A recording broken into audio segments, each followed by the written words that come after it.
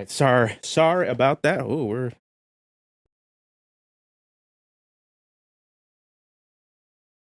Ooh. Microphone was messing up, not actually doing much of anything. Sorry about the late start, people. What's going on? What's going on, JP? What's going on, Raquel? What's going on, Andy? I recently bought the Luchador class. Will I receive the subclass update soon for free? You will. Excuse me. What's going on, Steven?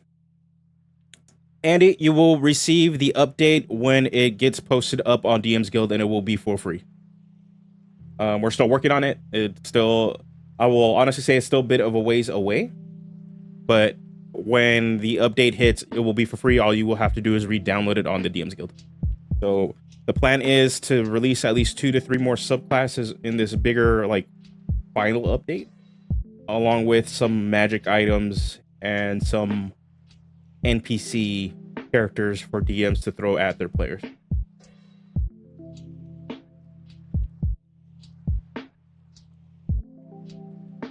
So that is the plan. Today, though, we're gonna look at Dreadnought for a bit, maybe jump at some Baldur's Gate. I don't know. We'll see where we're at. But yeah, Dreadnought. We kind of got over a little hurdle last week where we were able to start cooking a bit. So, I've been thinking about renaming the subclass also. Or not the subclass, the class. Let me lower the music a little bit. Realized it was a little high. There we go. Thinking about renaming the class to the Reaver, because thematically it makes a lot more sense. But Dreadnought informs the playstyle.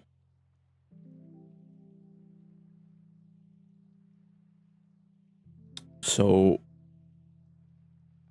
yeah, Dreadnought informs the playstyle. Reaver informs the thematics, where you're using stolen power, forbidden power, stuff that you should not be having, to be a pretty much melee powerhouse. So you can play that that Death Knight, Dark Knight sort of character trope. So that's where we're at. So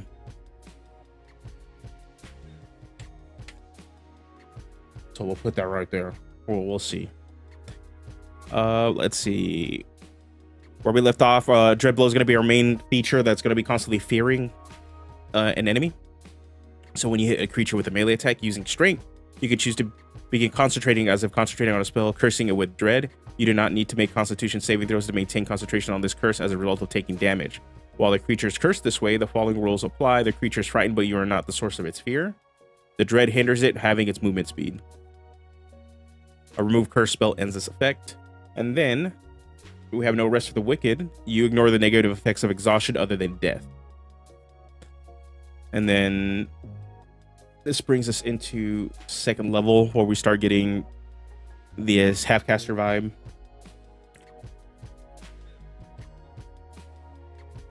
Mute this music a little, but oh, here we go. Here we go. Ooh. All right. Let's see. Dark Arts is our spell casting component. Like any other half-caster, the only thing is we're going to generate spell points in a way where we take various actions. So this is going to very much enforce a certain playstyle I expect out of this class, which is you're going to want to melee attack to generate spell points, and then you'll be able to cast spells. That is the intention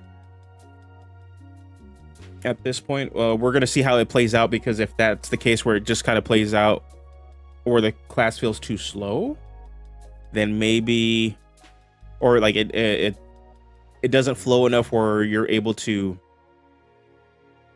cast in a way, or we'll try to find a workaround.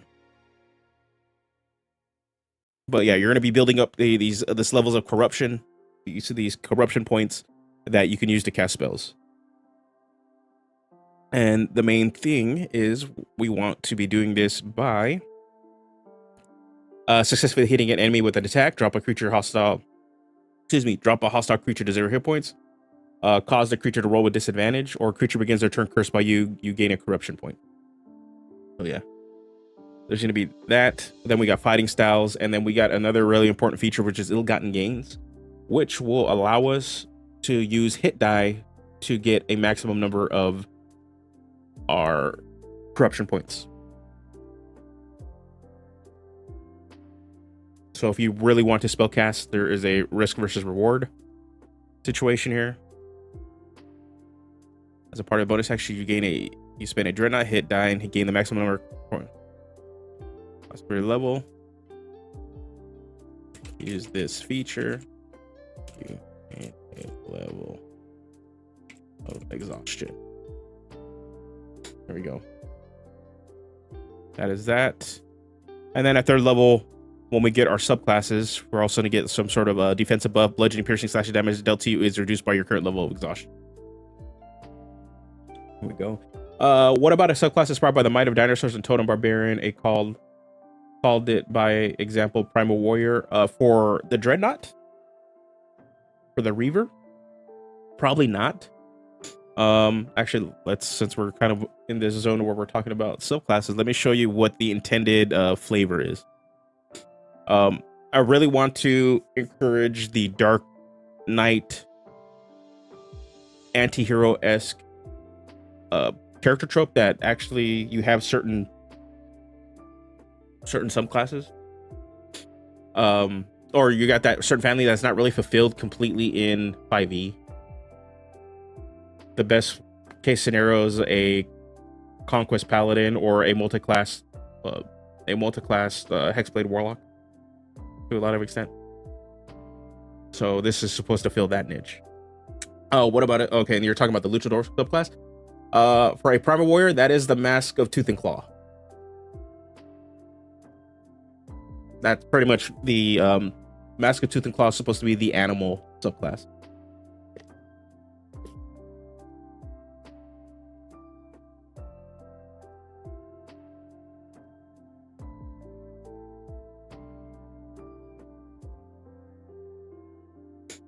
So that's what I want out of that one. And yeah, and that was intentionally to be broad enough where if you want to be like a dinosaur inspired luchador, you can do that with that subclass. Okay, where we're at, we're looking on gains, pilfer powers. That's going to be our subclasses: extra attack, strike, fear, malefic metal. You have advantage on death saving throws and gain immunity to the frightened condition. You regain all hit die on a long rest. Okay. So now we're at 9th level. We really need features for 9th level and 15th level. We have Relentless Assault. When you use an action to attack a hostile creature, you can cast a spell with the duration of 1 action as a bonus action. When you do so, you can't do so again until you finish a short or long rest. Okay. That was the one I think, Steven, you suggested to be able to sort of quicken spell in some fashion with this class.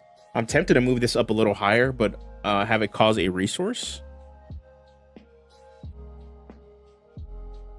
All right, Promise Sand. You push yourself beyond your exhaustion limit. When you get a level of exhaustion that would kill you, instead of dying, you drop to 1 HP, but gain these benefits. Add exhaustion levels to your AC. Yeah, that's one big super mode.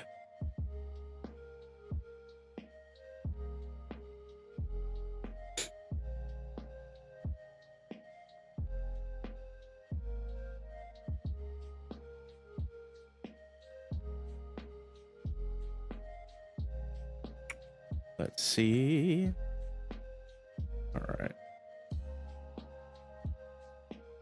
All right, let's see what we're getting at. Excuse me. I'm going to pull up on a side window here.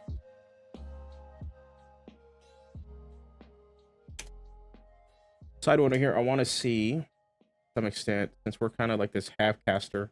Ranger, Paladin, and Artificer are all kind of where this class is gonna sit. I want to see what is they're kind of getting around 9th level. Okay, Artificer gets a subclass feature. Sick. Oh, they also get access to 3rd level spells at this point. Okay, what is the Ranger getting? Ranger's getting 3rd level spells, and that's it. Paladin.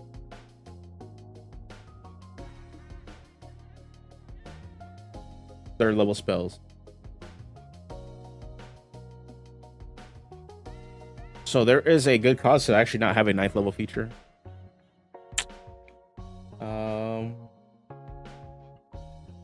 Because a lot of them don't get a feature at 9th level.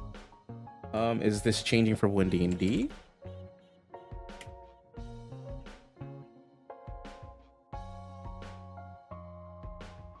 Yeah, let me see if I can bring this up.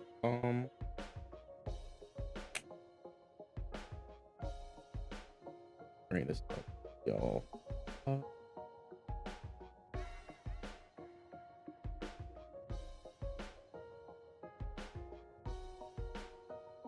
Yeah. So we're looking at Paladin and oops. Looking at Paladin and we're looking at Ranger, right? They just get access to 3rd level spells. 3rd level spells, that is their power buff. Yeah. Full and half casters, it looks like it's just dead. But what I want to know, we're going to be looking at this. Is this changing for 1D&D, you know? We don't want no survey. Is this changing for 1D&D?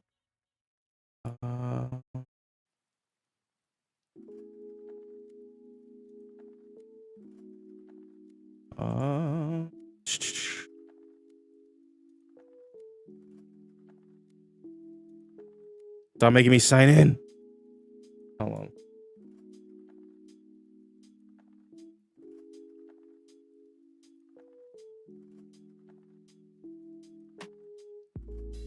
Oh my god.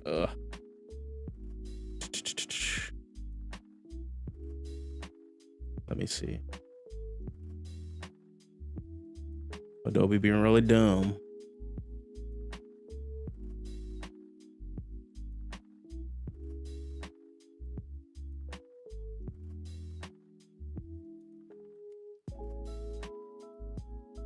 Just gonna let us get around it.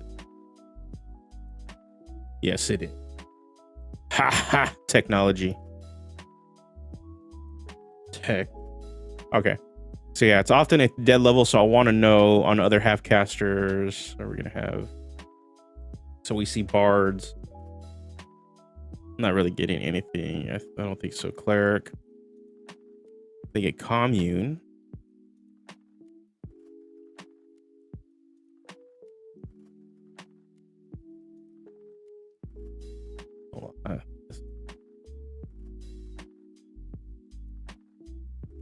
Let's see where we're at. Elemental circle, druid, circle of the moon. Yeah, so the 9th level they get acrobatic movement. They get something small.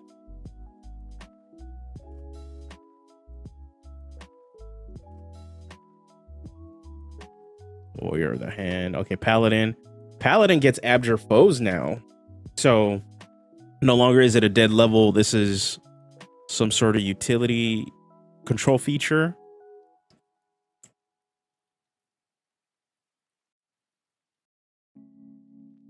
It is an expanded use of your 9th level feature, or your channel divinity.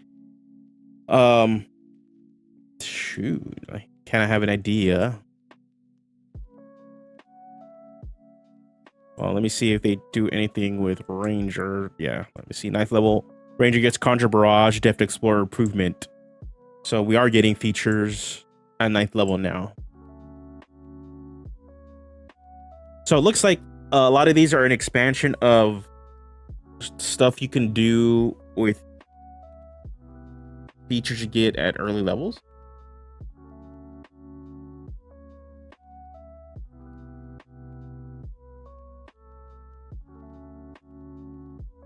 And it seems like it's like a new a power bump. So I'm thinking, let's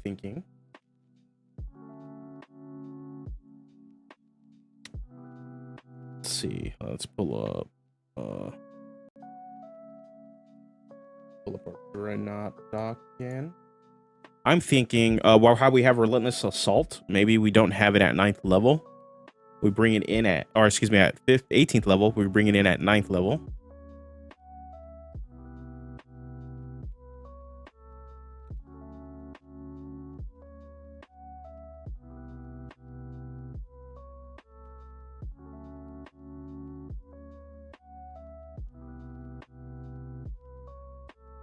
You use your action to attack hostile creature.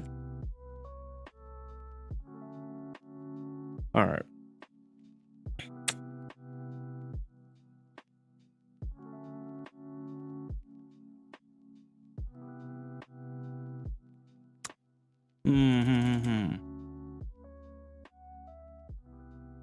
Pretty much, we want to. I think this is where we're gonna want the quicken spell.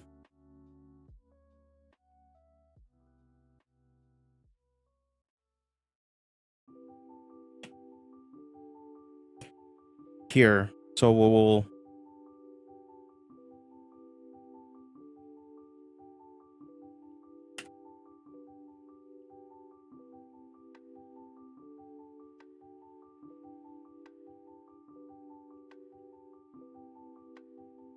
I think we'll put this at 9th level, but what we're gonna want to do is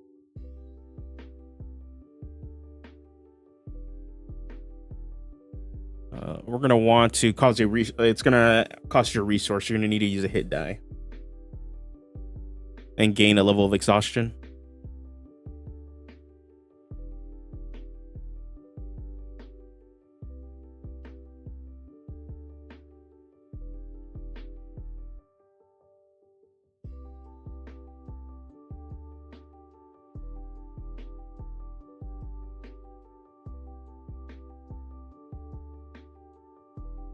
So quicken spell reads like this. Oh, excuse me. That's how quicken spell reads. When you cast a spell that has a casting time of 1 action, you can spend 2 sorceries to change the casting time to 1 bonus action for this casting.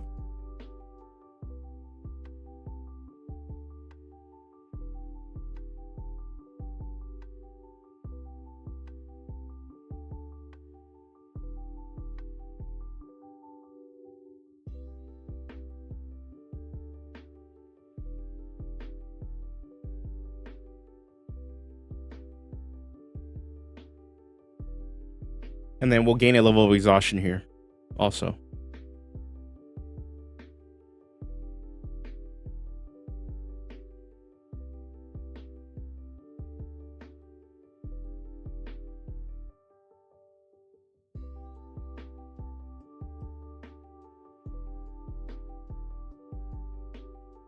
Oops. We can do that there.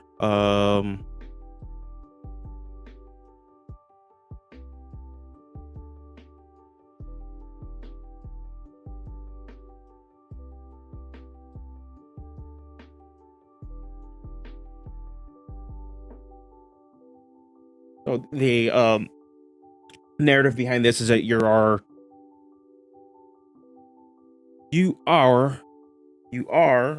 using a bit of your own life force to empower your spells to make it go faster. There is a price to pay for this. Obviously, you're giving up hit die, but also since you technically can't go beyond 5 levels of exhaustion without killing yourself, it's pretty much limited. You can't really just spam this.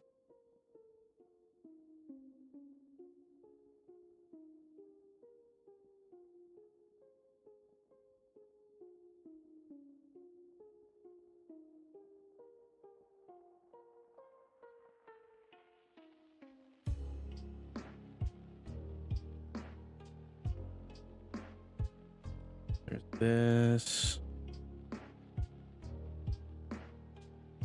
But now that does make me want to change Relentless Assault.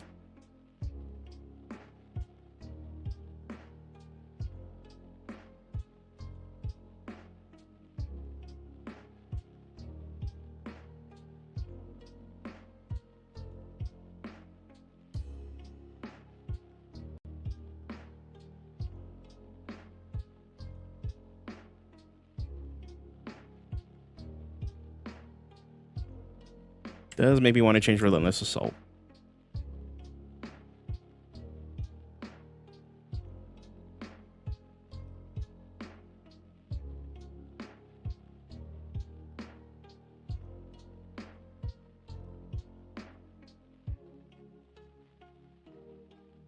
Excuse me.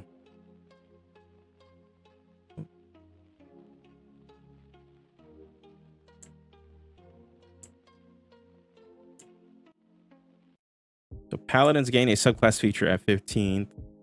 Let me see what they generally tend to be. Glorious defenses. You can turn a defense into Sudden Strike when you or another creature you can see within 10 feet of you is hit by an attack roll. You can use this reaction. You can use your reaction to grant a bonus to a target AC against the attack, potentially causing it to miss. The bonus equals to... Yeah, that's that one.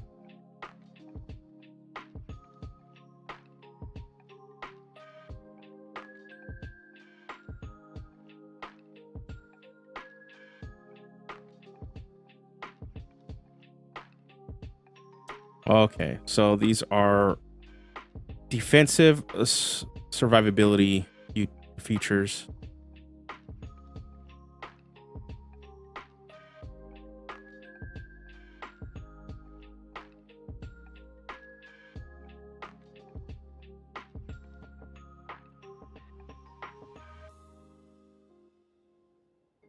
Interesting. Okay. Let me see. Artificer gets F15 to kind of get a general idea what we're working with here. Artificer specialist feature. Okay, what do they get F15? So what are we getting? What are we getting with Dreadnought?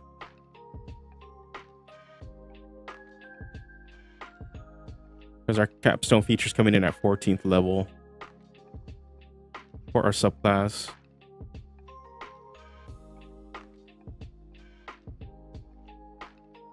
Okay.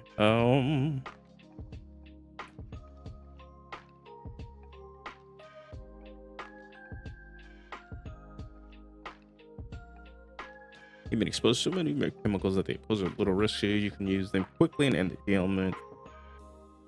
Oh, so this is like their subclass capstone.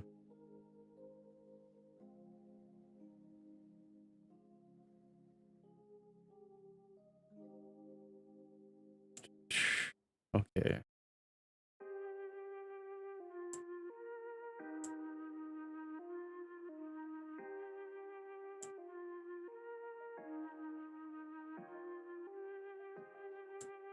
So okay, so this is we're looking at like a subclass capstone for Artificer. We're looking at some sort of defensive or sort of utility feature for Paladin, I think.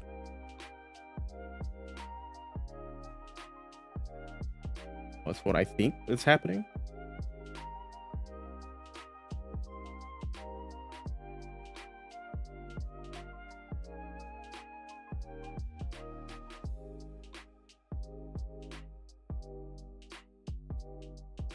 Yeah, defensive passive.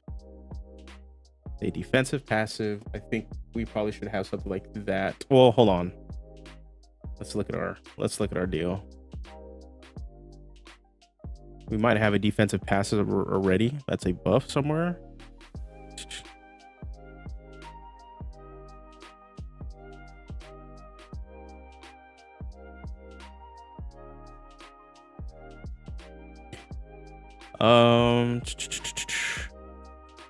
Unless you move this clause right here, it gets moved to 15.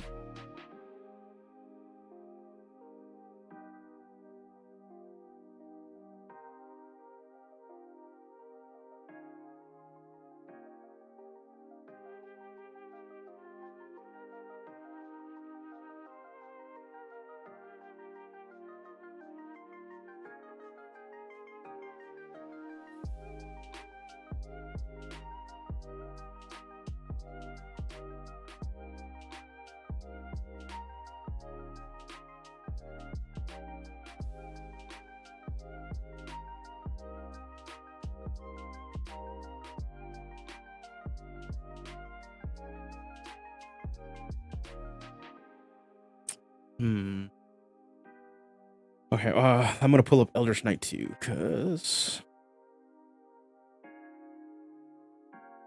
Spider was not in this document yet. I want to pull up Eldritch Knight because Eldritch Knight has some really cool features that would be solid for a full class, being honest. And then this class is kind of in that same ballpark.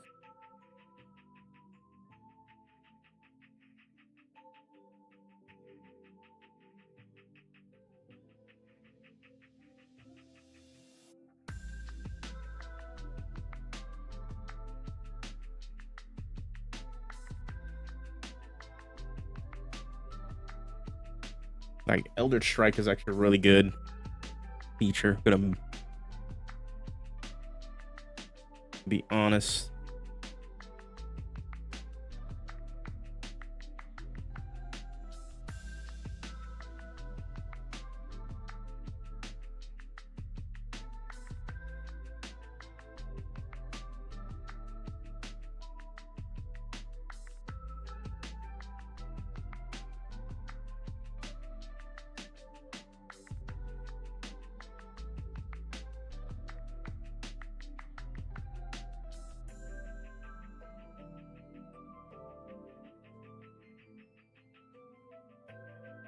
Give me a sec.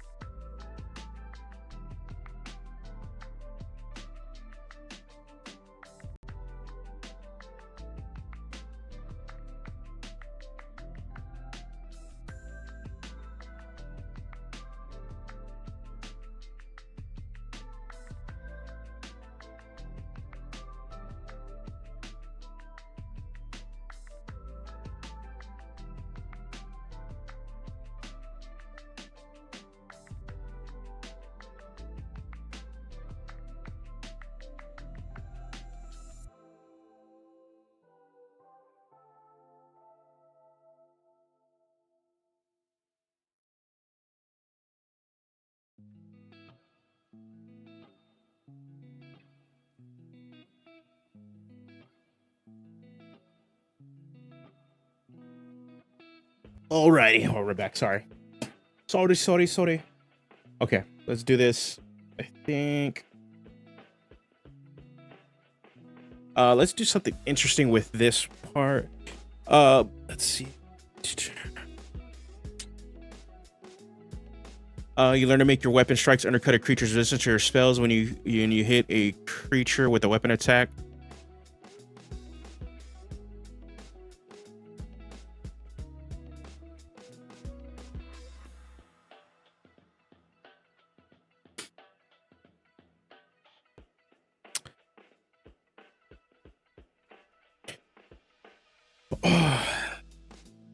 Okay. A couple ways I want to do this. Like, okay, we can have a Dread Blow buff feature somewhere around here. Actually, might be the best thing to do.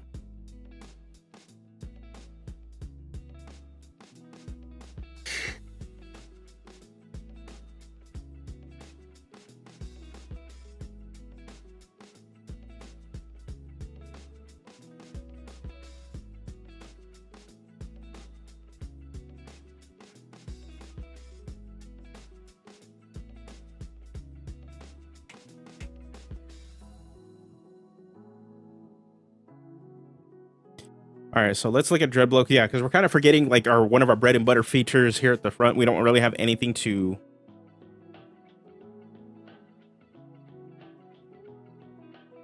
kind of buff this to ensure that it lands. So let me read this again. Whenever you hit a creature with a melee attack using strength, you can choose to begin concentration. Cursing it with dread, you do not need to make a constitution saving throws to maintain it, so automatically it just ignores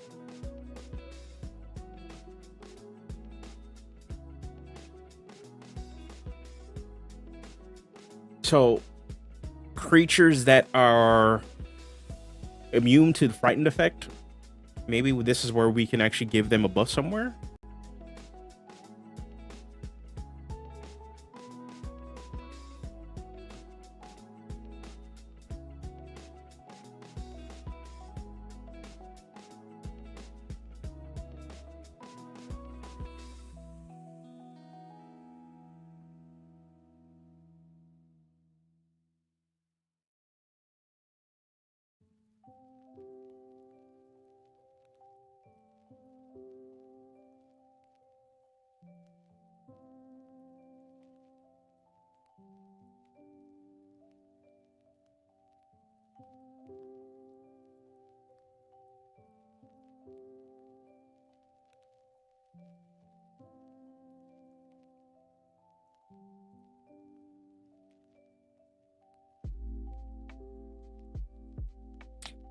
Um,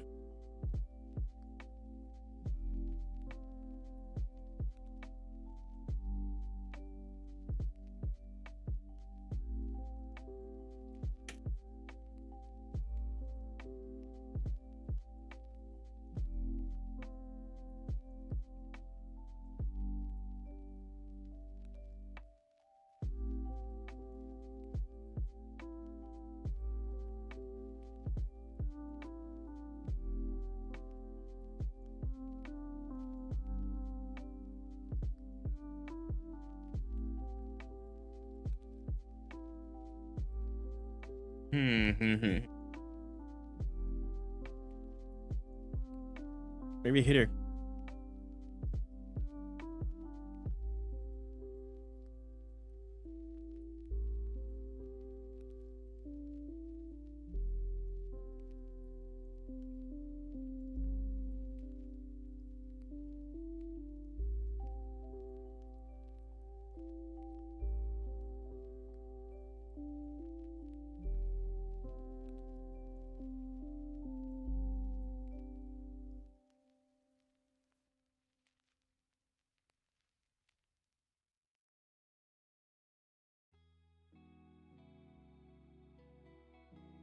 Something like this, maybe? Whenever you hit a creature you have cursed with a weapon attack, that creature has disadvantage on the next saving throw it makes against a spell you cast before the end of your next turn.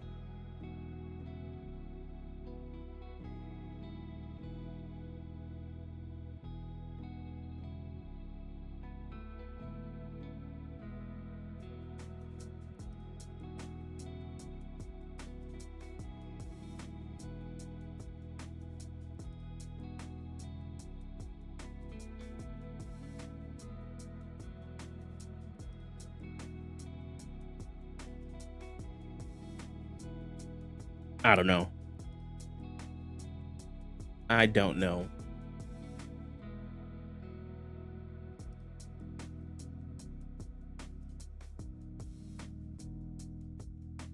You know what?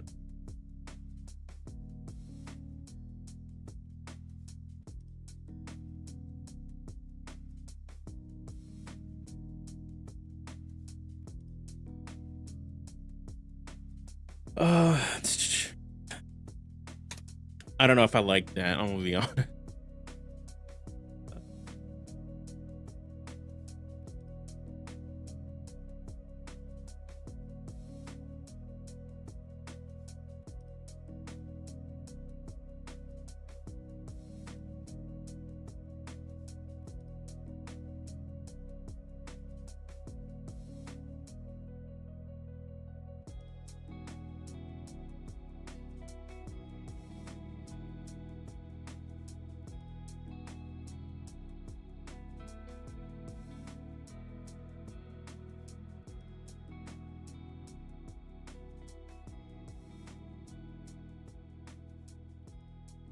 Okay, never mind. I already have Skullcrack there. Duh. Okay. Whenever you can, Skullcrack is pretty much the 11th level. Never mind. I'm blind, overthinking it. Let's see. Some ideas that I like, but I'm trying to see some narratives. I like the idea of this class being able to absorb the powers of of magic item, like pretty much like cursed magic items.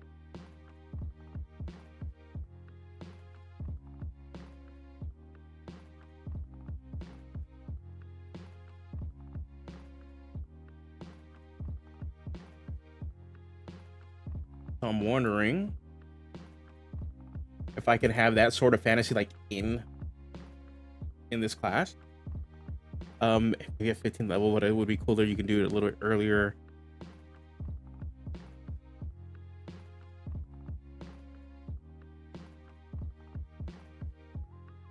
And having a dread blow improvement feature.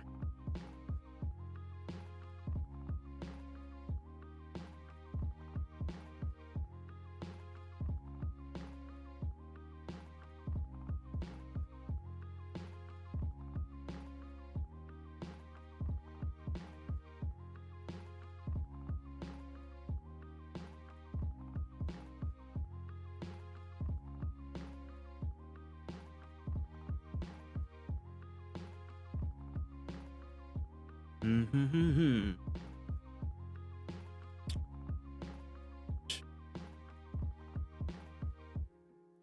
We can spell. Okay.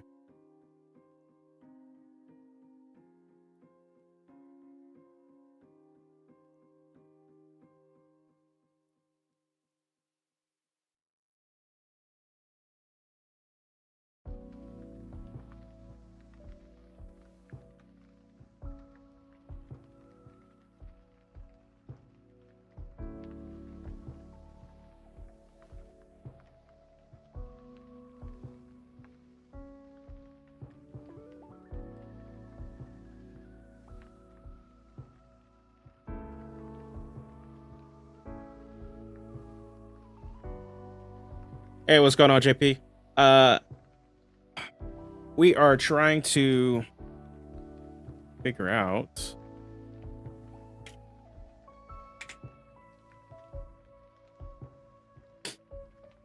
the last bit of like core class features. We have a quicken spell feature at 9th level, and then but it also kind of clashes with relentless assault that happens later.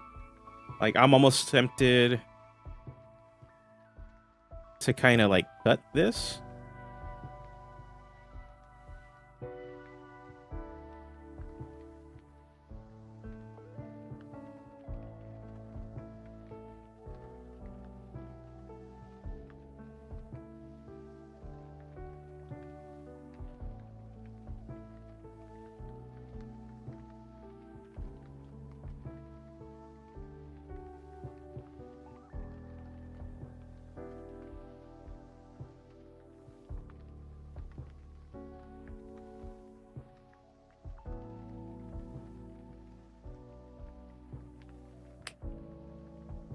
Ninth level tends to be a dead feature, but in this there is a sort of utility.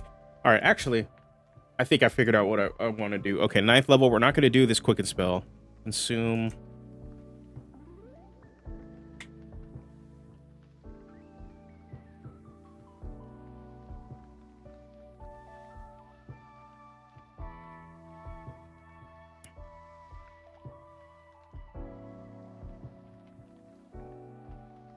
Okay, all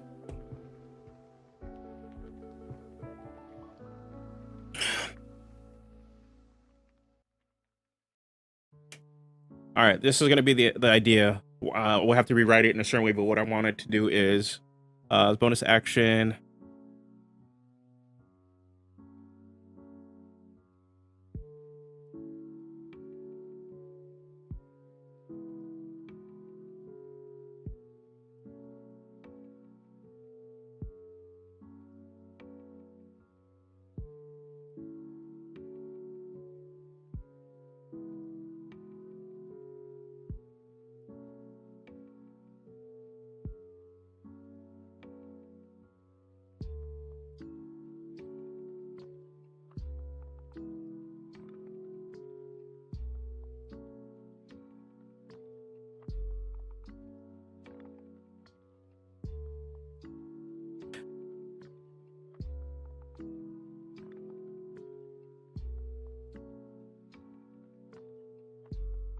Hold on. I know the one thing I need to look at of all things is going to be the monk, because the monk can kind of just end their certain effects on themselves. This is going to be one of those monk.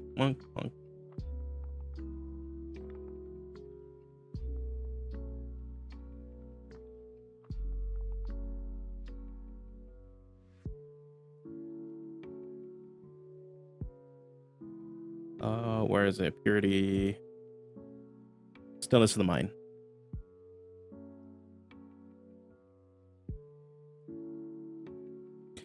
Gonna be similar to stillness of mind. That cause you can use your action to end one effect on yourself that is causing you to be charmed or frightened. Okay. They use a whole ass action. Okay, so maybe that's that.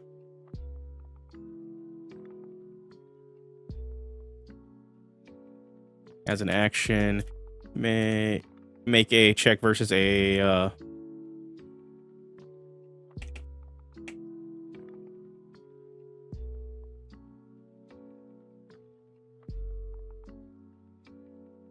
oh, gotta look at another thing.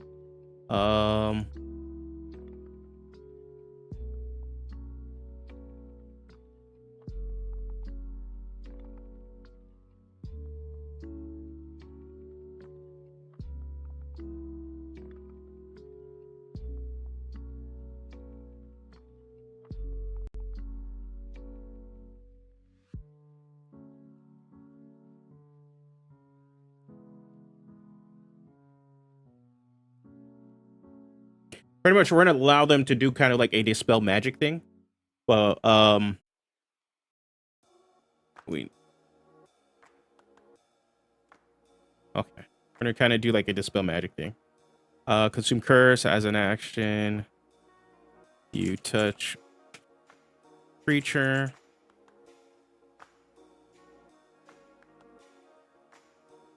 Okay. Yeah, I want this to be like a touch.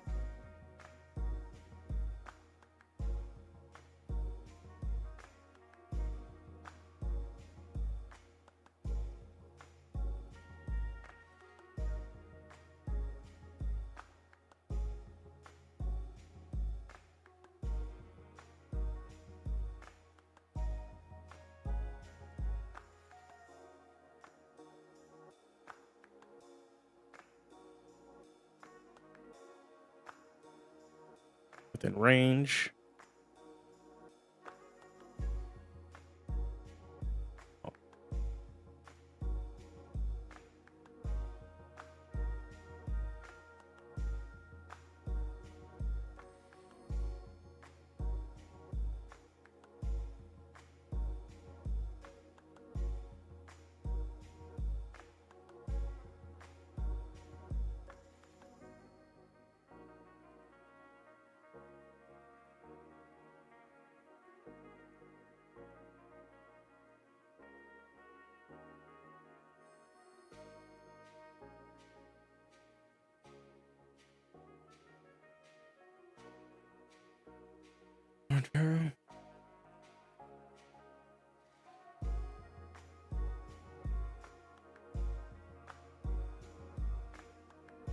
Okay, so what we're trying to do is cast dispel magic.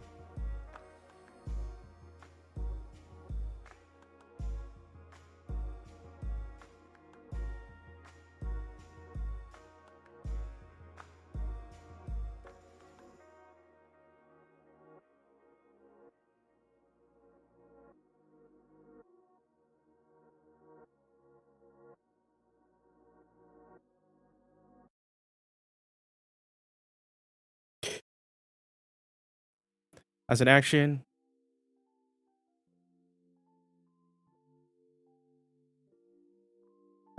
you touch which creature? Cast dispel magic.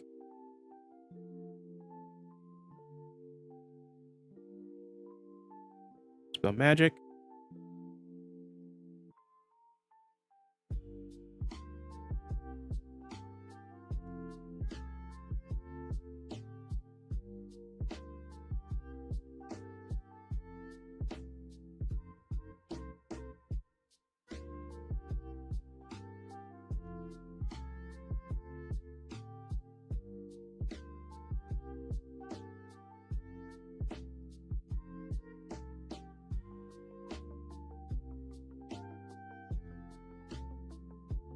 As an action, you touch one creature, object, or magical effect.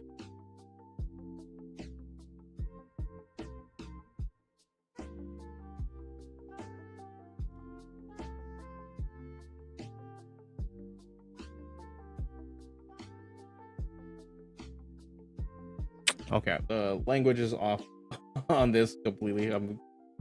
It's gone off, Fallen. We're trying to do like a consume curse or consume magic sort of feature.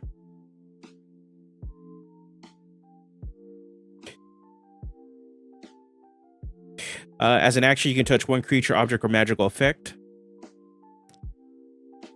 And I know what we're gonna do here. We're gonna do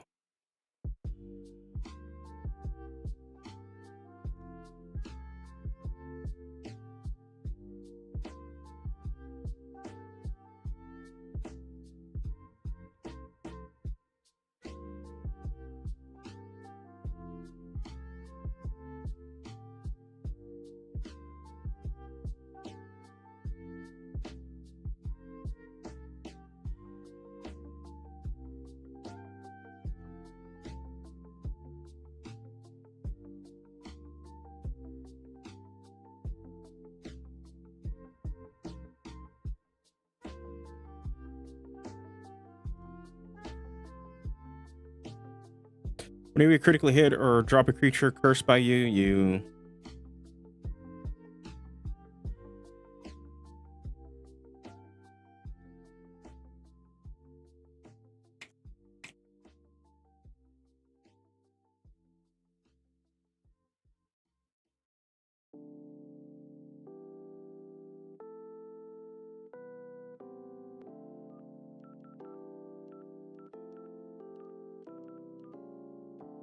we don't really have a lot of ways to recover exhaustion.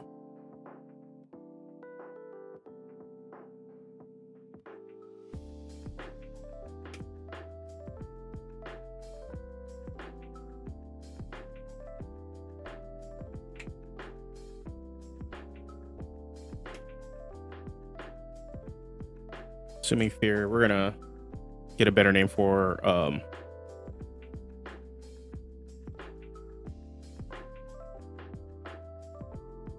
what is it? It's not Essence Pulse, but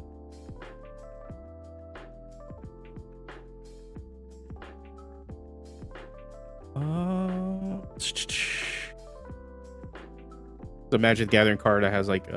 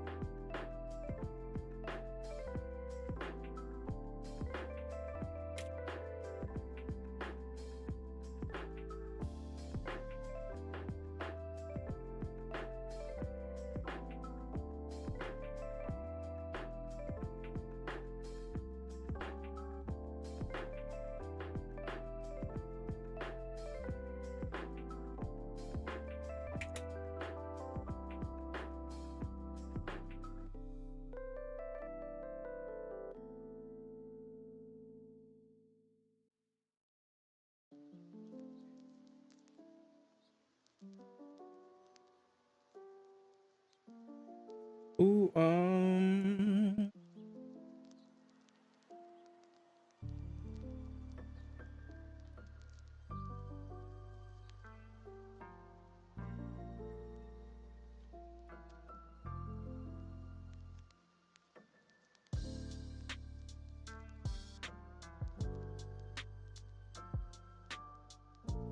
that works better here.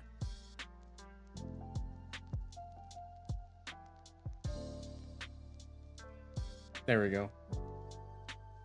There we go. We got him. We got it. We got it. Okay. Cool. Siphon Essence. When you critically hit or drop a creature cursed by you, you may reduce your current level of exhaustion by 1. So Siphon Essence. The curse, purposely using the word cursed here is the intention of being able to also have like cursed spells in their spell list that you can actually feed off of if they are cursed by you. Like say they got hex on or something like that. But also subclasses is my intention is to have a expanded dread blow on all of them that are tweaked to fill that kind of gap. And I'm potentially also add an additional curse that they'll be able to have on the creature. So yeah. Cyber defense. Relentless assault. All right, consume magic. Man, if we figure this one out, we kind of have a class. I'm gonna tell you. As an action, you touch one creature, object, or magical effect.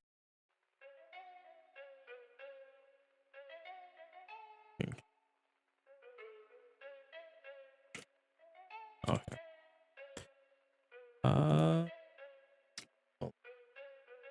Hold on.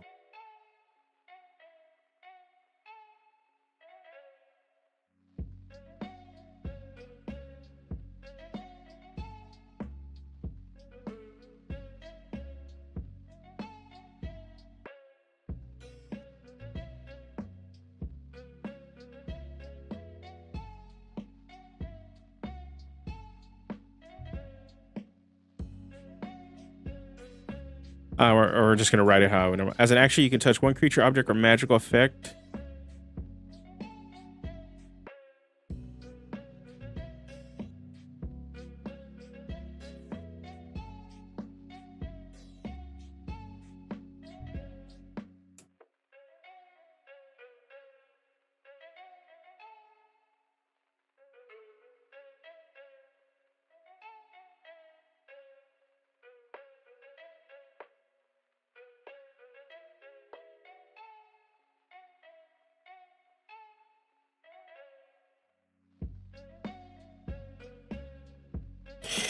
As an action, you touch one creature, object, or magical effect to reap its arcane essence. Make an ability check using your spellcasting ability against.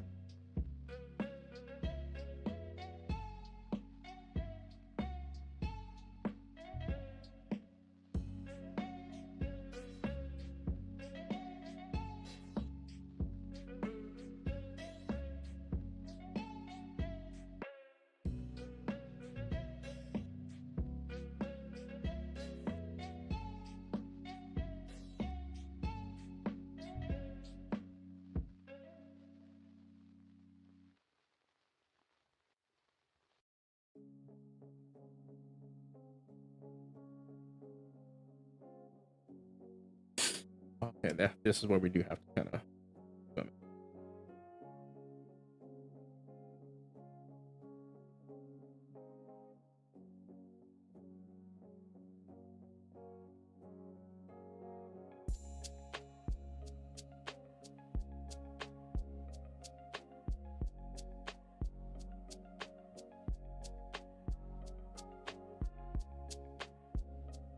The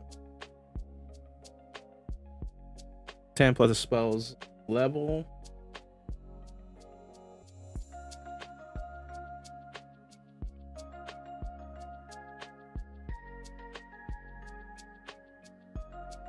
There we go. Here we go. Okay, I think we got a chassis, people.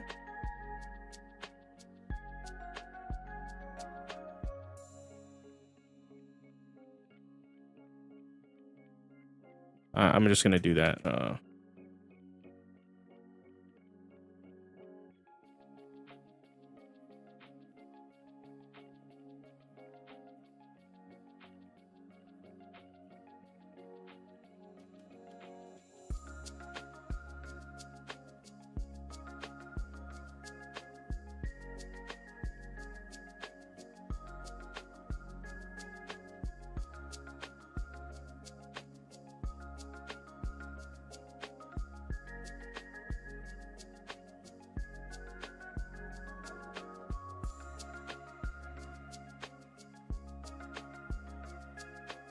Yeah, we're okay.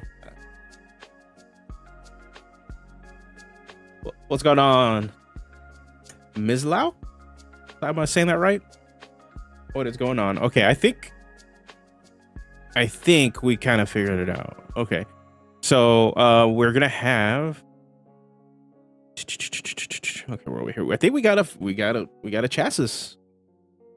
Okay, so we're gonna walk through this. Got Dreadblow, No Rush for the Wicked, Dark Arts, Ill-Gotten Gains, Grim Endurance, Pilfered Powers, which is our subclass, Extra Attack, Strike Fear, Malefic Metal, Consume Magic. As an action, you touch one creature, object, or magical effect to reap its arcane essence. Make an ability check using your spellcasting ability. The DC equals 10 plus the spell's level. On a successful check, the spell ends and you gain a level of exhaustion. So you consume the magical essence from that item. You can use this in combat. You can use this outside of combat. Either way, like, it's a utility feature. Maybe have to have a limit on here, but either way, there's that. Skullcrack. When you hit a creature with a melee attack using strength, that creature has disadvantage on the next saving throw it makes against a spell you cast before the end of your next turn. There's that. Vial Vitality. Whenever you finish a short rest, your exhaustion level, if any, is decreased by 1. All damage dealt to you is reduced by your current level of exhaustion. That is also a soft upgrade to, or a major upgrade to Grim Endurance. Siphon Essence. Whenever you critically hit or drop a creature cursed by you, you may reduce your current level of exhaustion by 1. At the start of your turn, generate corruption points equal to your current level of exhaustion. This needs a better name.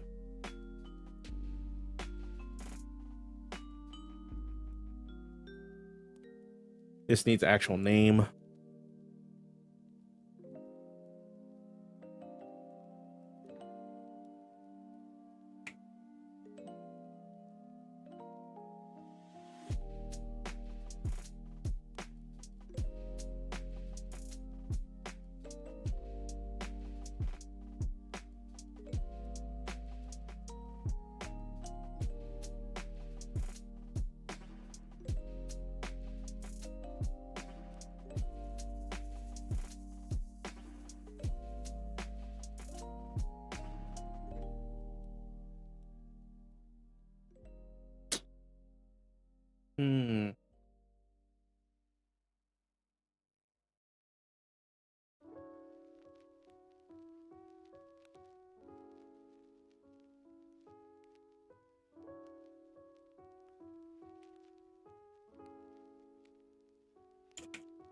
Ruinous Powers.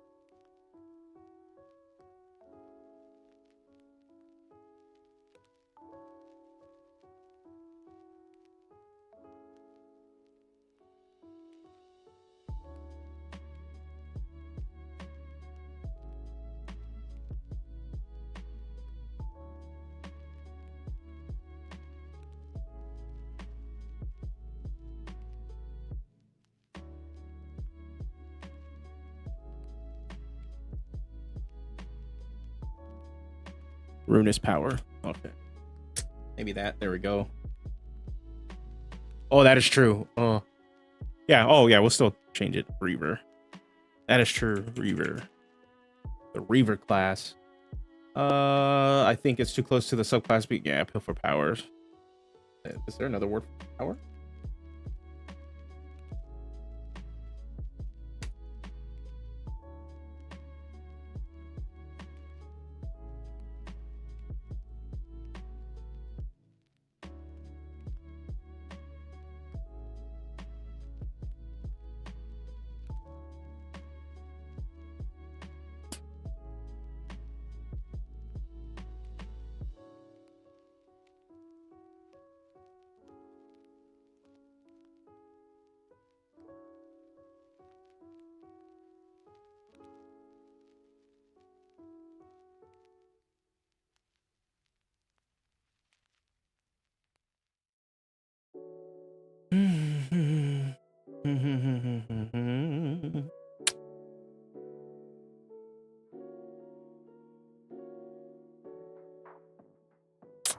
Um. Ooh.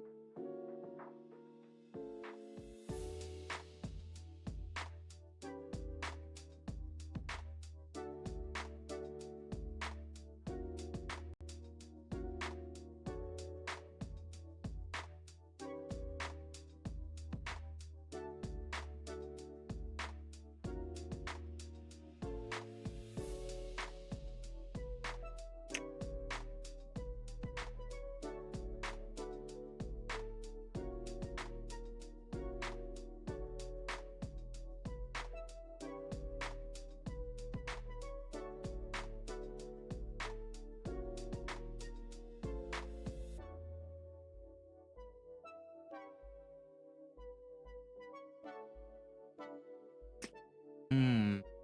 Gotta think of something. All right, we need some names for this. This one right here.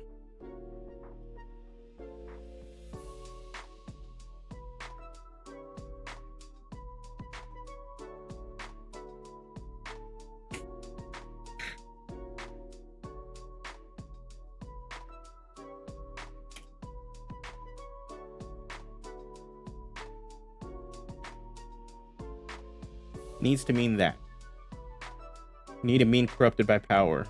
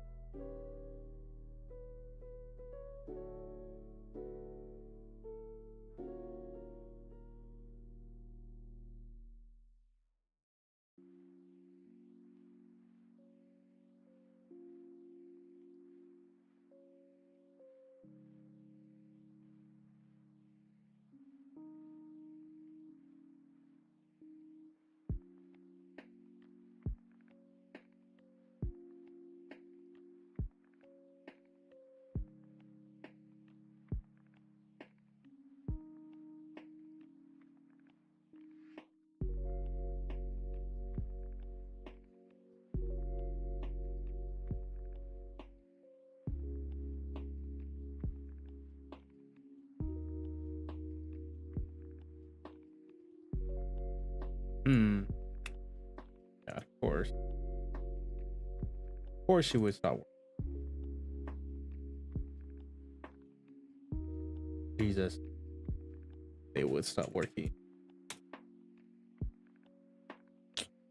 Trying to think. Bled through. Rule of decay. Tainted or decayed something.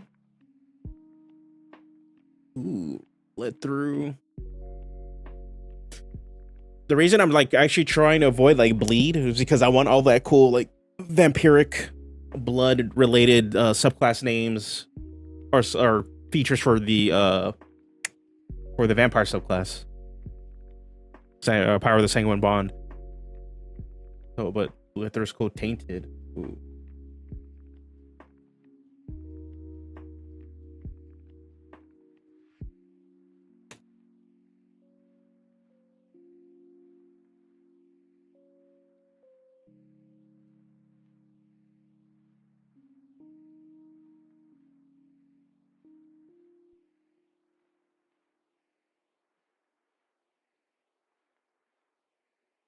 Tainted. Tainted is a good one.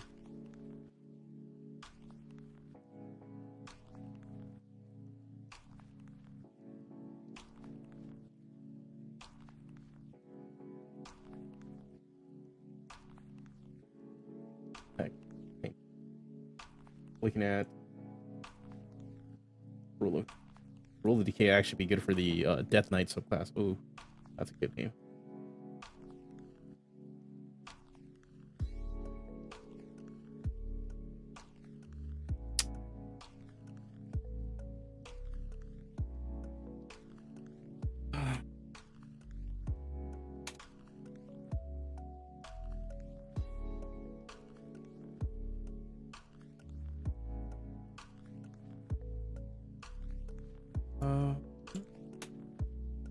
Hold on, I'm gonna pull this up. We'll see what you guys can see what I'm looking at.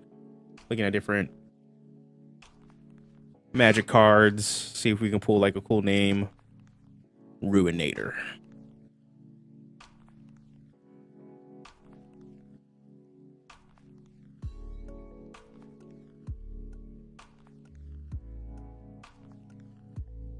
Revel in Ruin sounds pretty damn cool. Or Ruinous. Ooh. Ruinous Path. Revel in Ruin.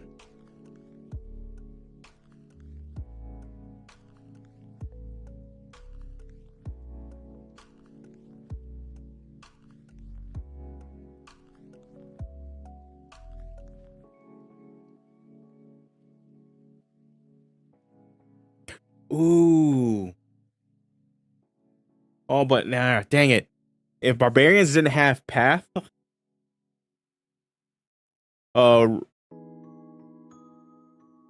ruinous paths would have been a pretty sick subclass feature, like names.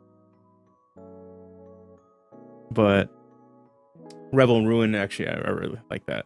We'll go Revel and Ruin for that feature. Pilfer powers. There we go. All right. We got a class. We have a working class chassis. We just need to like clean up the promised end. Push yourself beyond your. You push yourself beyond your exhaustion limit. When you gain a level of exhaustion that would kill you, instead of dying, you drop to 1 hit point.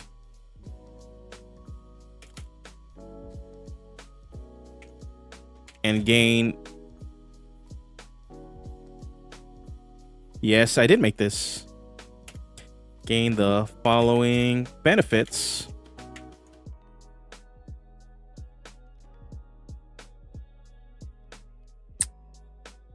Grammarly. Stop it. Gain the following benefits. At exhaustion level, like, yeah, this is just like super Omega Wobega.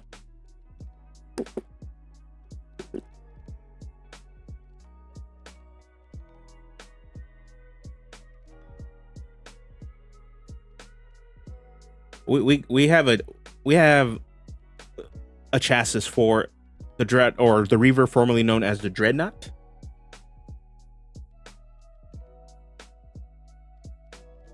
We have a working class now. Next time we look at this, or we can probably start after we fix this part up. To be honest, after we fix this part up, we can start doing at least one subclass and then a spell list. And as soon as we kind of get that, this can go into testing.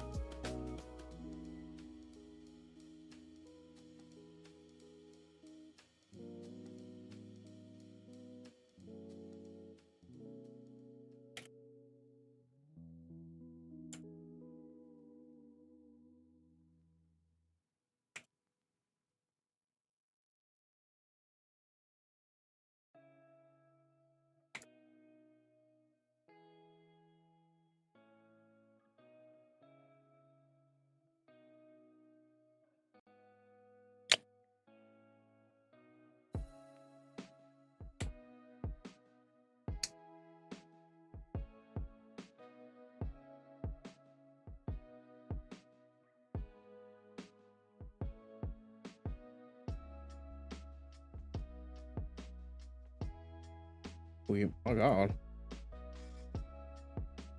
I'm trying to decide. I like the idea of putting this up on drive-through or the guild. Mainly the reason I like the guild is because there is visibility. This is gonna be a 5e product. People are gonna go to the guild to go look at this, right? And it will have a bigger eye, like more eyes to see it on the guild, potentially drive-through RPG. The problem is, you put it on the guild, they take 50% of sales.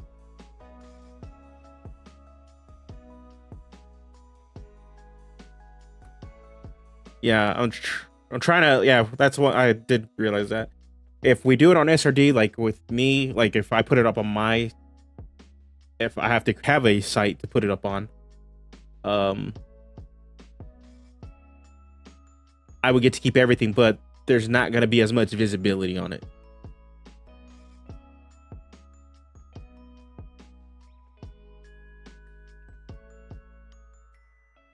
So for me, it's like guild overall might be the best bet for now.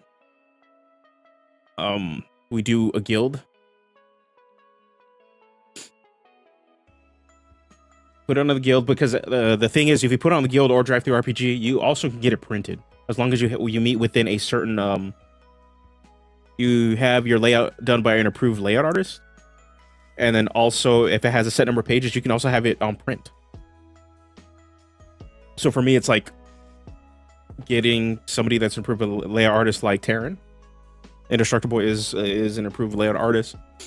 Paying him whenever he has any free time to do this. To do that, like the layout for this, and then be able to get this on print is a very attractive idea, even if they are taking 50% of the sales.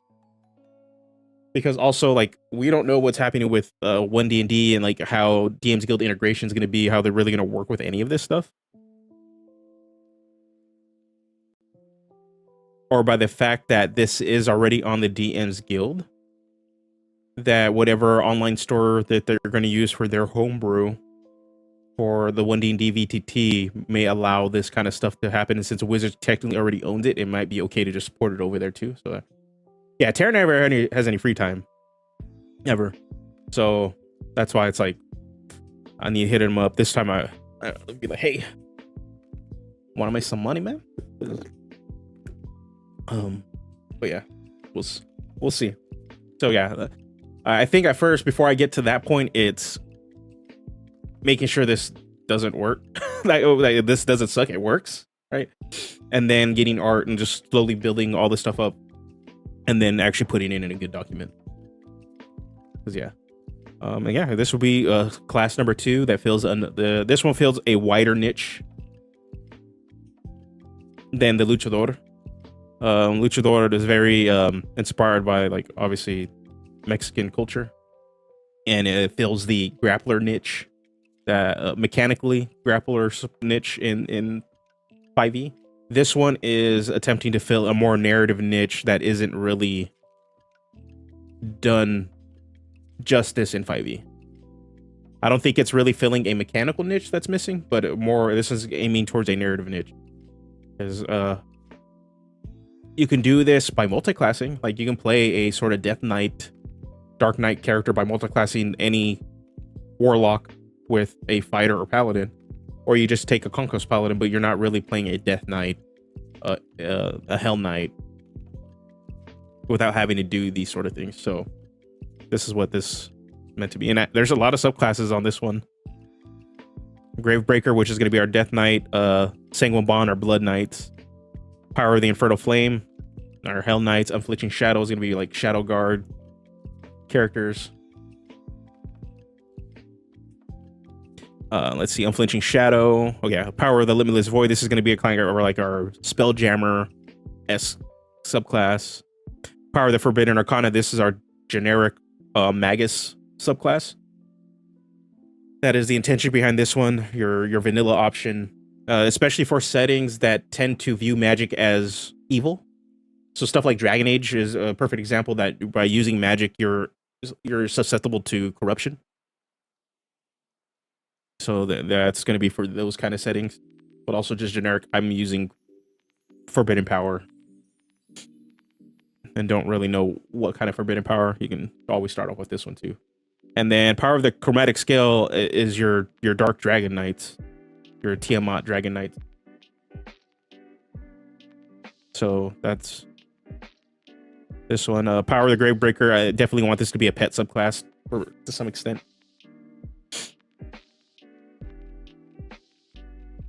So Power of the Sanguine Bond. This one, this was gonna be the harder to pull off because I really want this to be a damage over time class or subclass, that you're bleeding them to death and you're consuming that blood. So this one's gonna be the harder one to figure out how we can do damage over time that doesn't feel super tracky.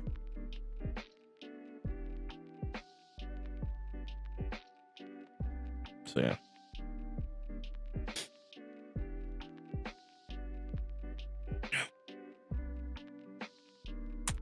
So yeah, this is where there's gonna be custom spells. Also, because I do want to add melee spells since this class is melee oriented. I want to add like leveled spells similar to the weapon using cantrips. We can do weapon spells. Oh, workshop area. Okay, these are other ideas that didn't work out. Okay, cool. There's that. Okay, so let's workshop the Promised End. We can get this, and then we pretty much have a working class. And then next week, we will probably start doing subclasses. I want to at least get one subclass done, because if we get one subclass done, we can actually put this out to test, and that'd be sick. Shit, even if we just get a subclass, the subclass's third level features, we're good. And we can actually have a level 1 through 5 test document for this. So okay. So Promised End. Let's do this. You push yourself beyond your exhaustion limit when you gain a level of exhaustion that would kill you. Instead of dying, you drop to 0 hit points and gain the following benefits for 1 minute. Okay, so we have an issue with this. Their hit point.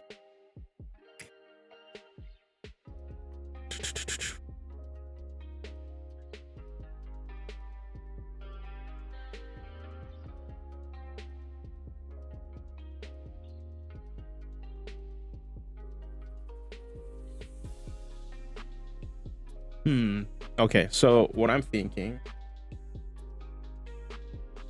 Okay.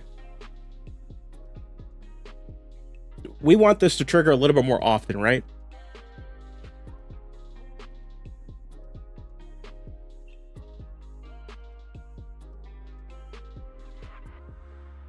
But also we don't want the drop to 1.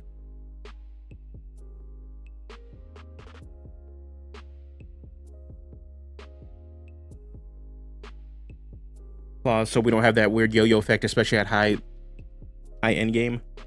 Because even then, if you just give all these like big ass defensive buffs, because pretty much you're adding 6 to your AC, you're adding 6 to your attack rolls and saves, and add 6 to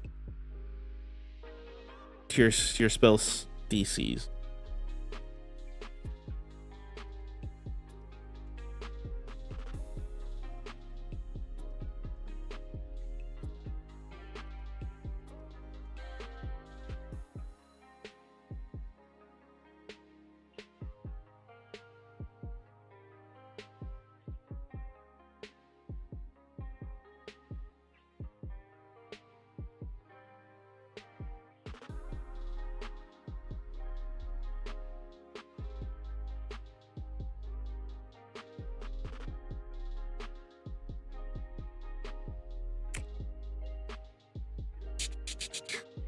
Trying to think.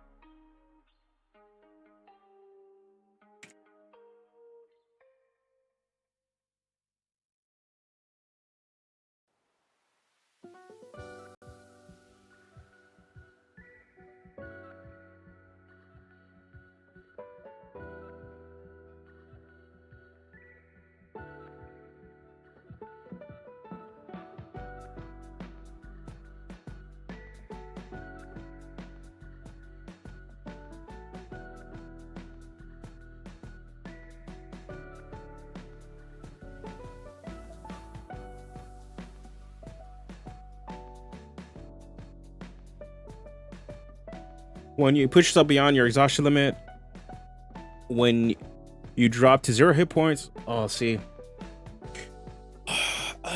Okay, I'm seeing some problems.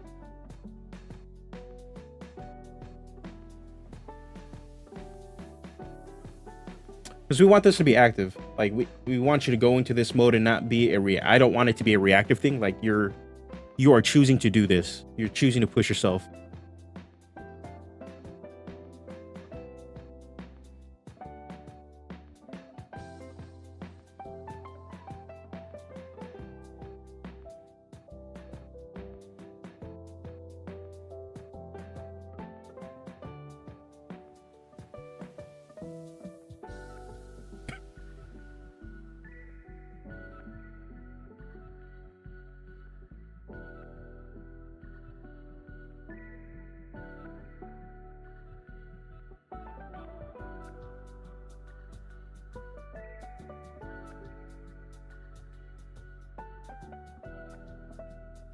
So yeah, so that's the one thing we got to be really concerned about. Is like, okay, we're looking at this.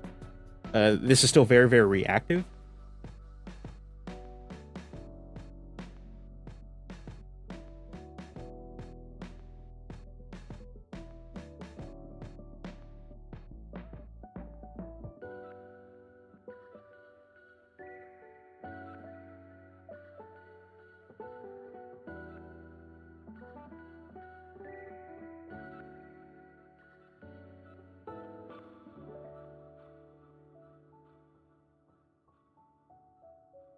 Yeah.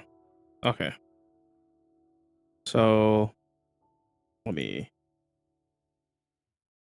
Okay. Push yourself beyond your limits.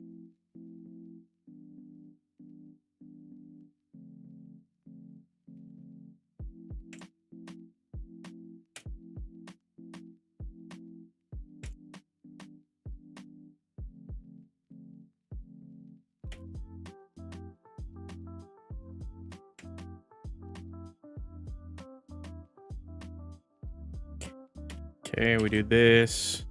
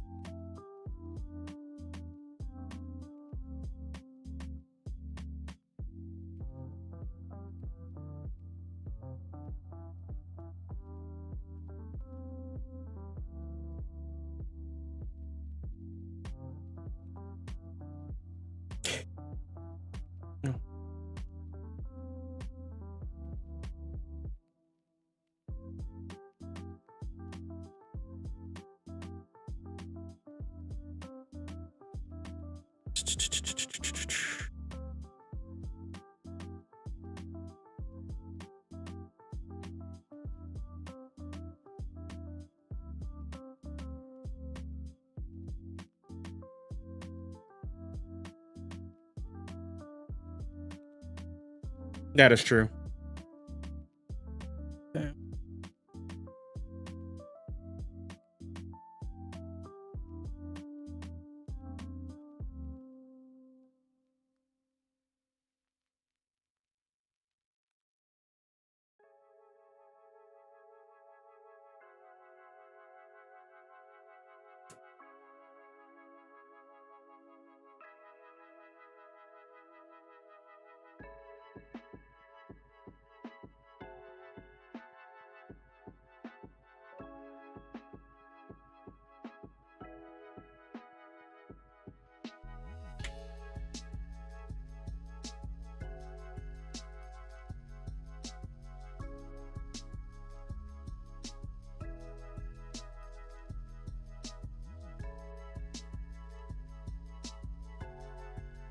I'm just trying to see what benefits, because right, we're trying to get around.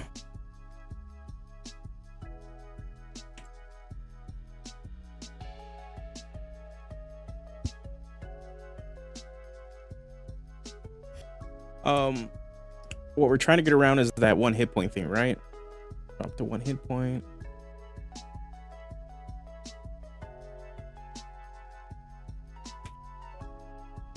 For 1 minute. Okay. So we don't have the yo-yo feature. Maybe add temp HP.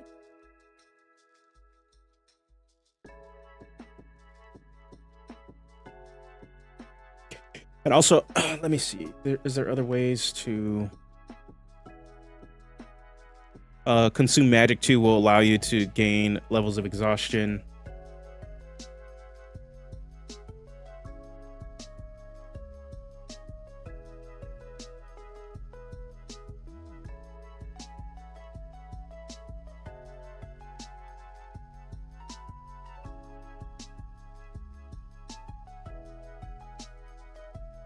Yeah, I'm liking that.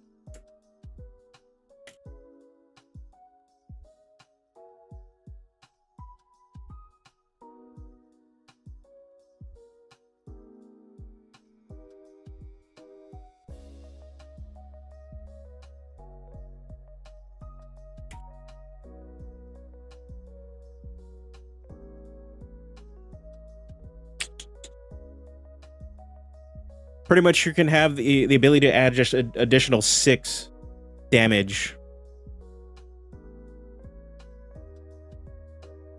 That's what I'm trying to think, is like you just have additional 6 damage to everything you do.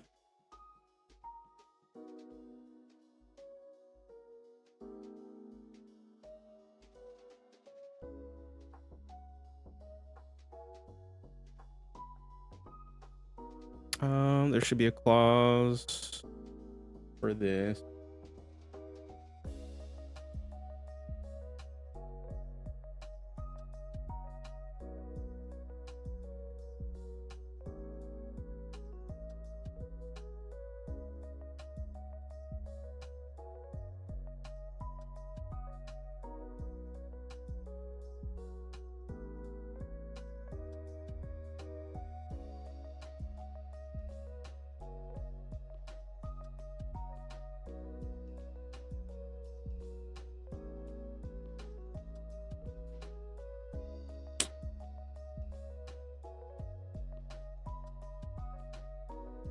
Let me see. Trying to think of other like form changing features.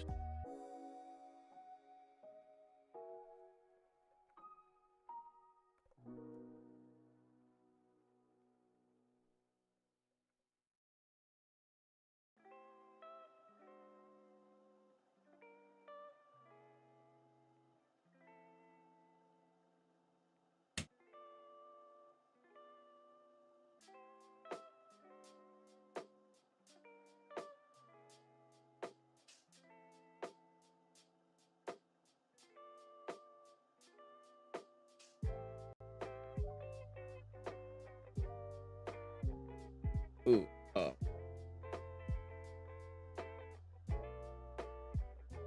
no,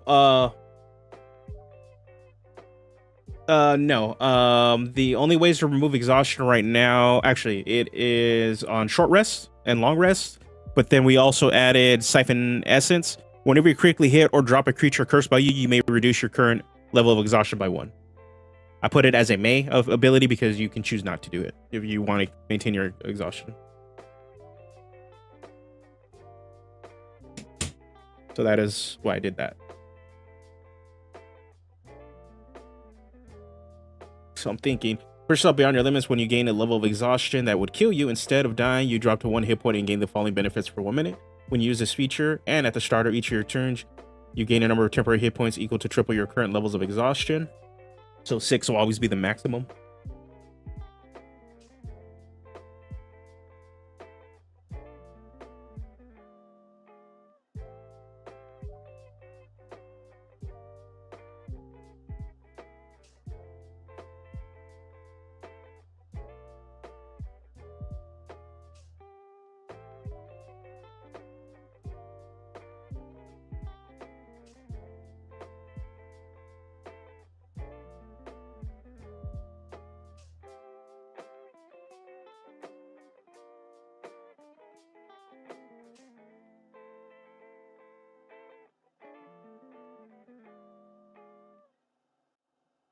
Mm-hmm.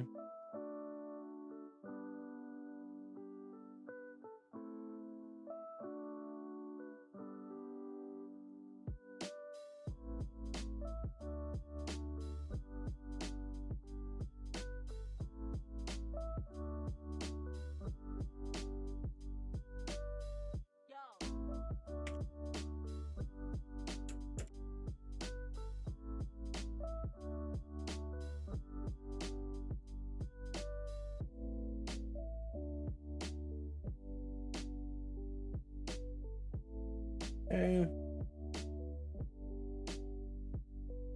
Yeah, that's fair. Then if you wanted to, it doesn't always have to be 6. You want to reduce and then remove some spells and that to back up. It doesn't have to always be 6 if you want to reduce and then remove some spells. Back up. It's true.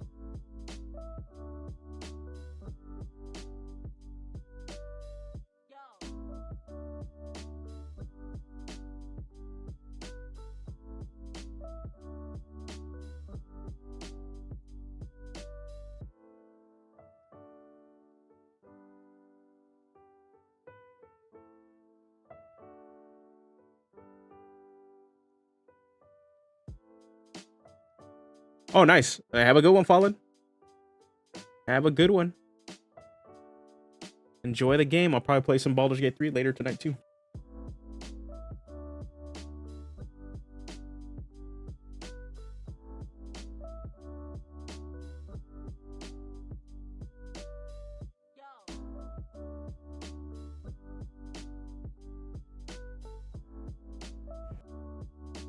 Okay, let's see. You push yourself beyond your limit. I'm trying to think, like, okay, do we just want to just do +6 or everything? That would be kind of sick. I don't mind the automatically. It's like, yeah, you have to push yourself to this.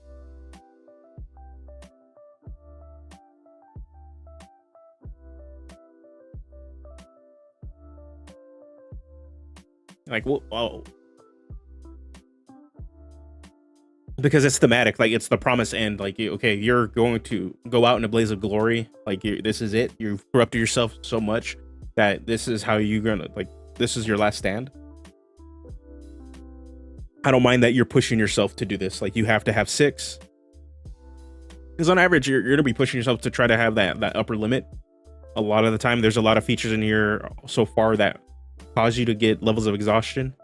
Also, subclass features are going to have that too, but I'm also probably going to include a way for subclasses to also get rid of exhaustion a little bit at some point. For me, like, the exhaustion mechanic sounds a lot cooler. That, like, that fits much more of the thematics than dark arts point generation, corruption generation. So one thing I really want to play with, and we'll find out in testing, is, does the dark art stuff point generation hinder it so much that we just make this a half caster? You know, we can always just look at that, and then if that's the case, how do we rework ill-gotten gains so that it's like our reliable exhaustion mechanic?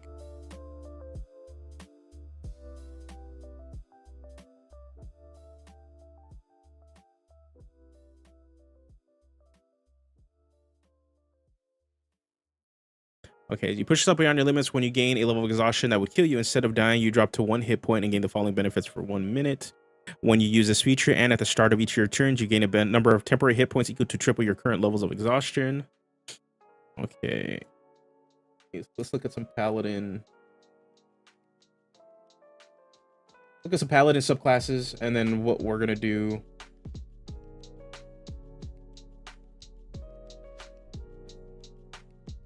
We're gonna do is boom. No, wrong thing. There you go. Paladin subclass features. That's what we want to do.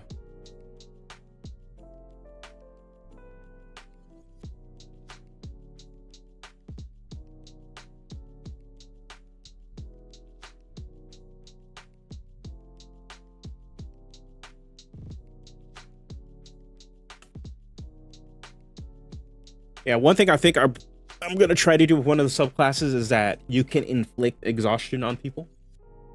Like you're going to remove those levels of exhaustion off of you onto somebody else. So you're constantly like, I'm building up this corruption inside of me to give it to you, and then I'm gonna continue to build it up so I can keep giving it out, or vice versa. I know one of the subclasses I want to play with that idea.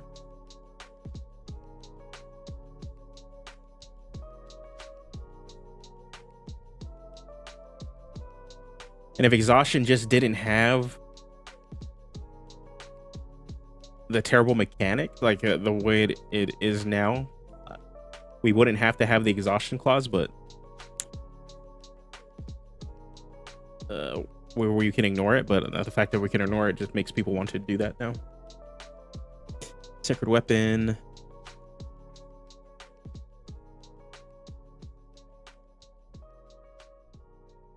Okay, what we want. See what all our level 20 stuff is. Because what I'm trying to do is see if we can add a little spice to this last bit of our capstone. You can have resistance to all damage when you take the attack action on your turn. You can make additional attack as a part of. Okay, no. That one's boring. You just increase your crit.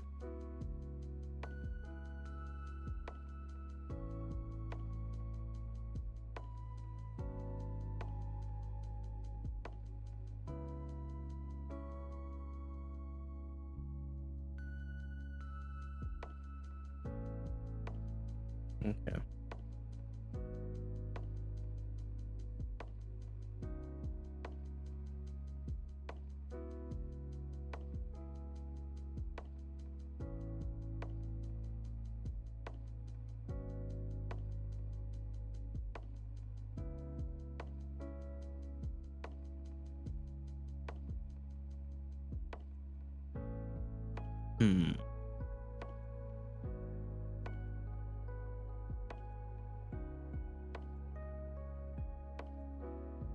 Because we are already going to have an inherent defense both because of Grim Endurance and Vile Vitality. So any damage you take, it's gonna get a -6 is pretty much what it's gonna come down to.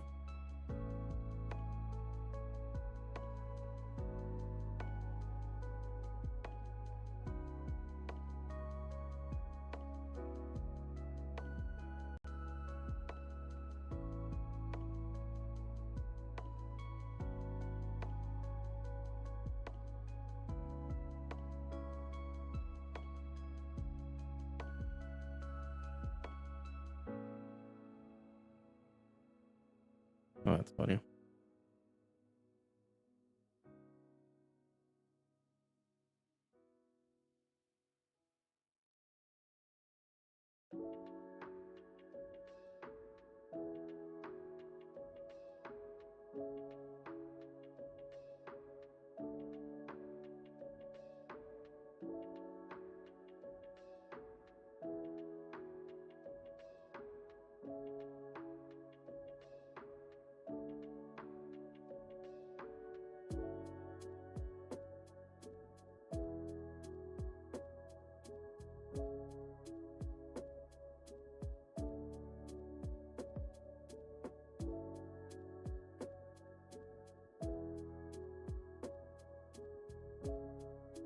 the heck? Dreadlord.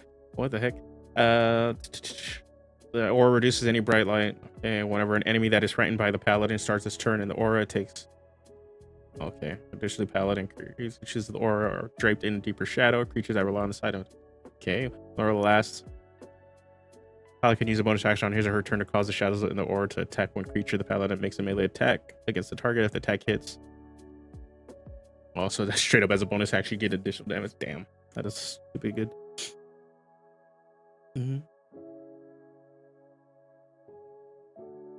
Okay, kind of have some ideas right now. Okay, we're gonna throw some shit on the wall.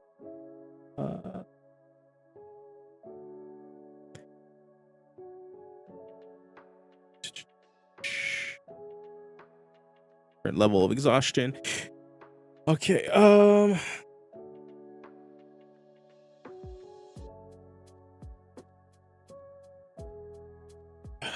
I'm thinking some ideas.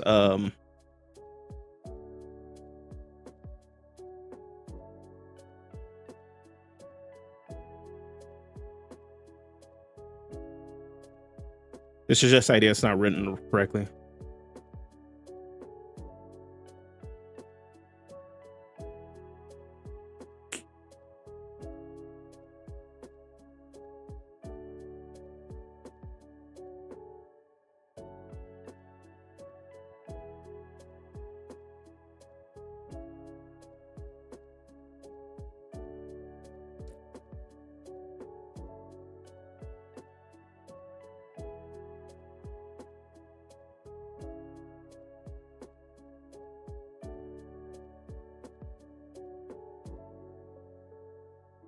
Pushes up beyond your limits when you gain.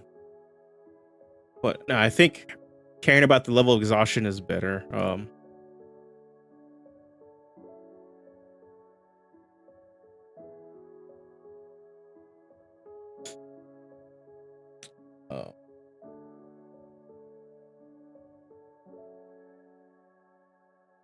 Let's see.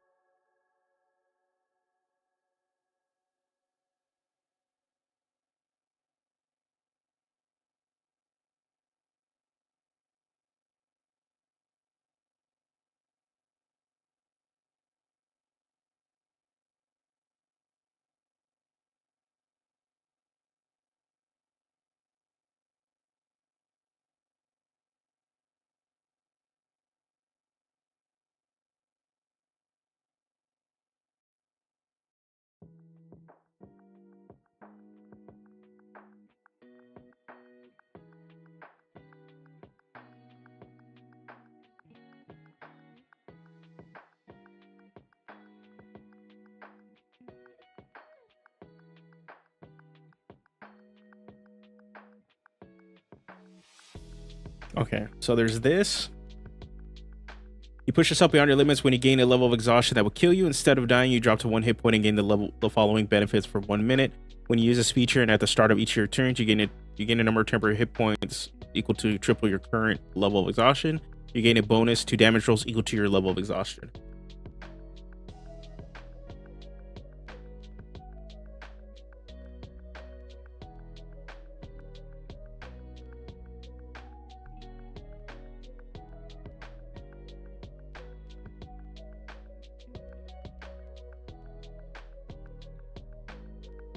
I don't know if that's as spicy because it's like you're adding a flat 6, but you can lower it if you need to.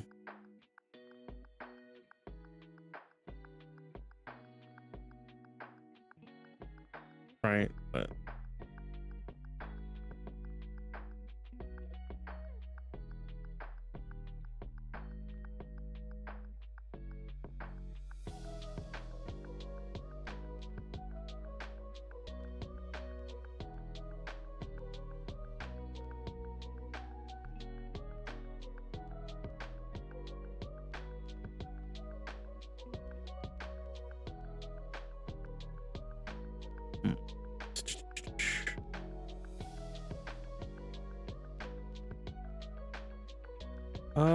let's see.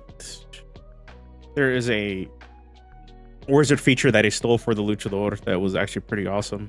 I think it was, what's it called? signature spells. I think that's what it was. Oh, hold on. Spell mastery.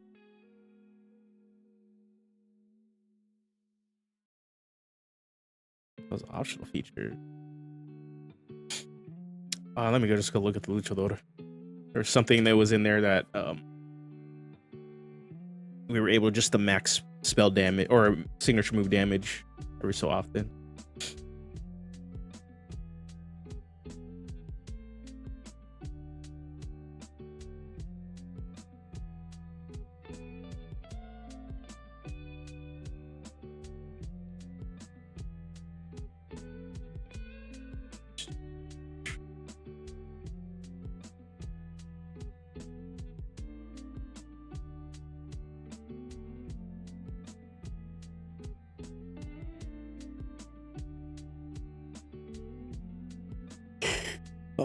It will only happen like once a turn.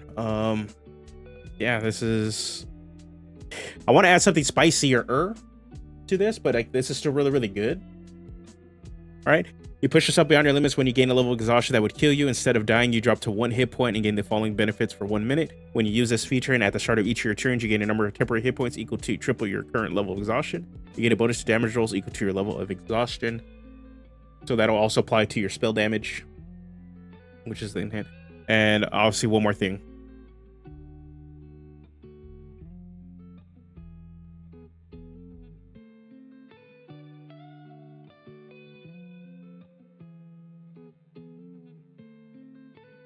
Or something that's spicy, that's exciting.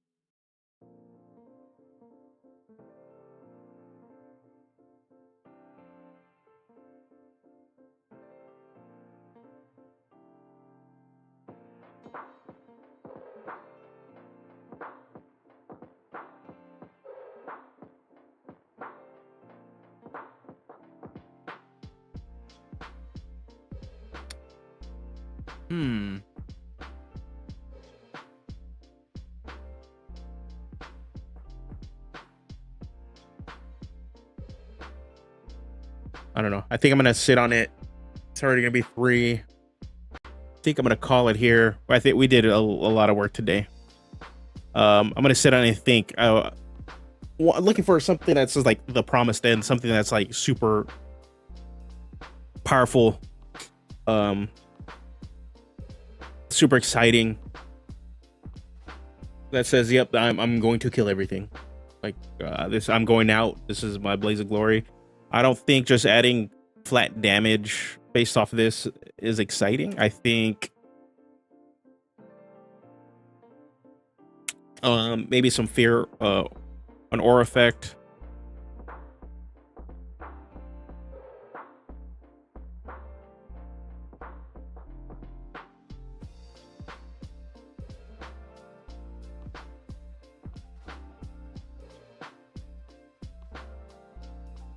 Oh, never mind. Oh, figured it out. Okay, we're gonna take.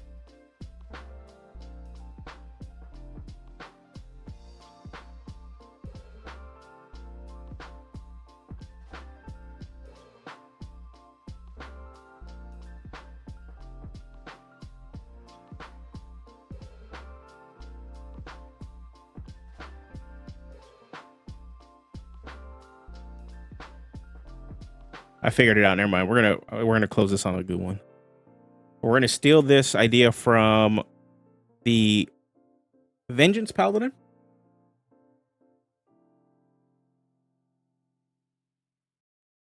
You emanate an aura of menace in a 30-foot radius the first time an enemy or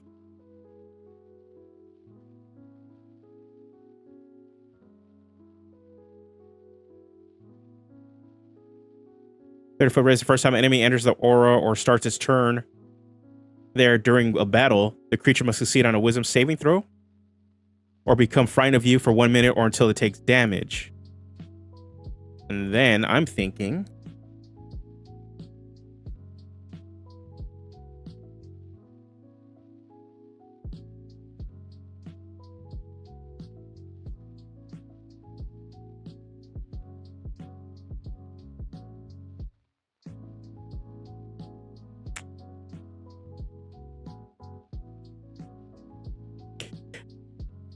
it's a debuffer. Okay, so one idea.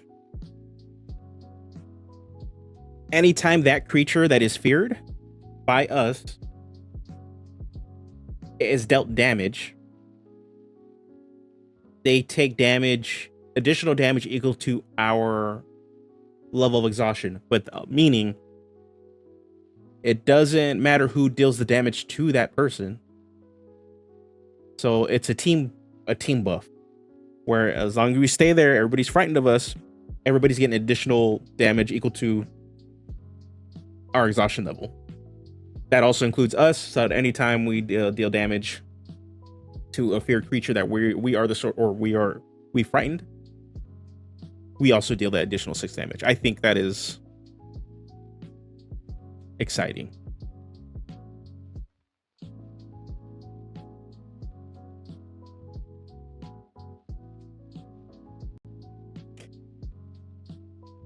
Even aura of dread in a 30-foot radius, the first time an enemy creature enters the aura or starts its turn there during a battle, the creature must succeed on a wisdom saving throw or become frightened of you for 1 minute or until it takes any damage. That any damage clause also means that as soon as they take damage, like obviously the fear effect goes off, but that is fine because then we can add that.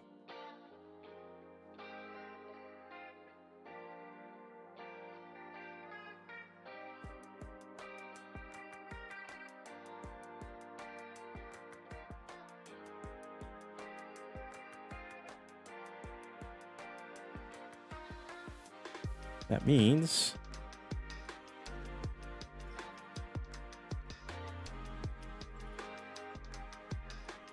okay, so let's see. Let's look at fear really quick. Because it's the frightened condition we're looking at, not necessarily fear. Frightened. Right, frightened.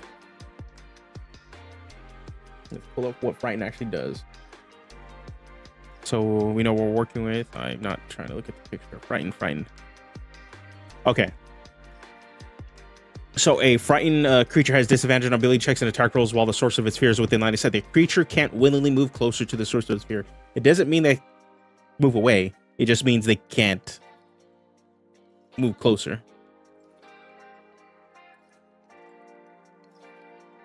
And then also, when we're looking at this,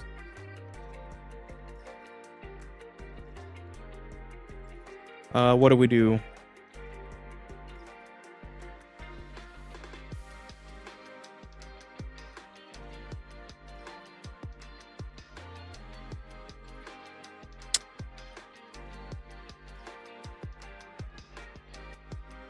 Okay, then we're gonna do this.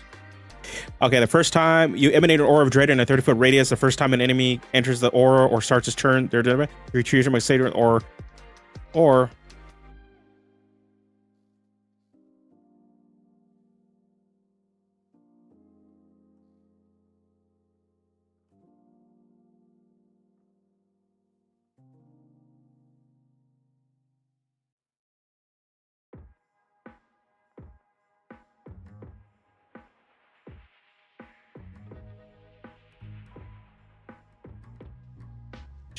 okay, let me see if we can work this. Because Dreadblow halves their movement.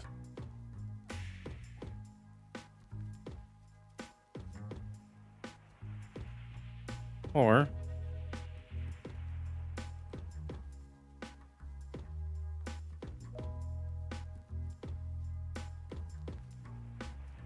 you emanate an aura of dread in a 30-foot radius the first time an enemy creature enters the aura or starts its turn there during the battle, the creature must succeed on a wisdom saving throw or become frightened of you for 1 minute or until it takes any damage.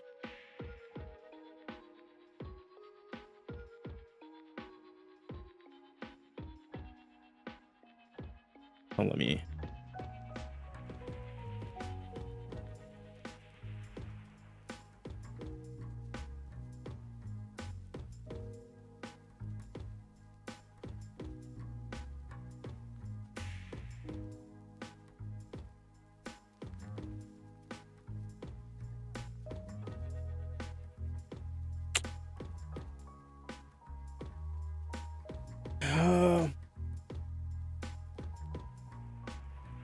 Yeah.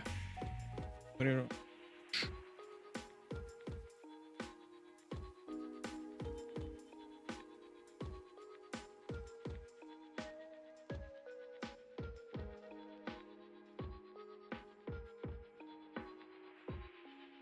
I'm trying to write this part in a way that makes a lot of sense.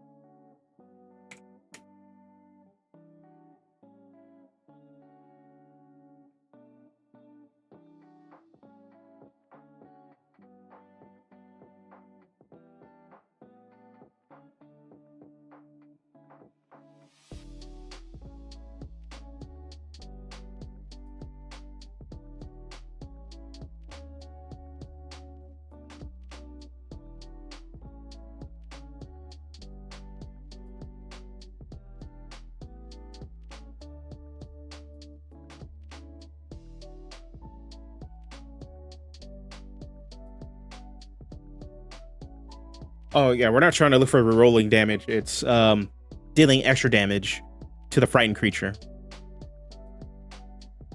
Damage rolls against a frightened creature deal extra damage equal to your current level of exhaustion.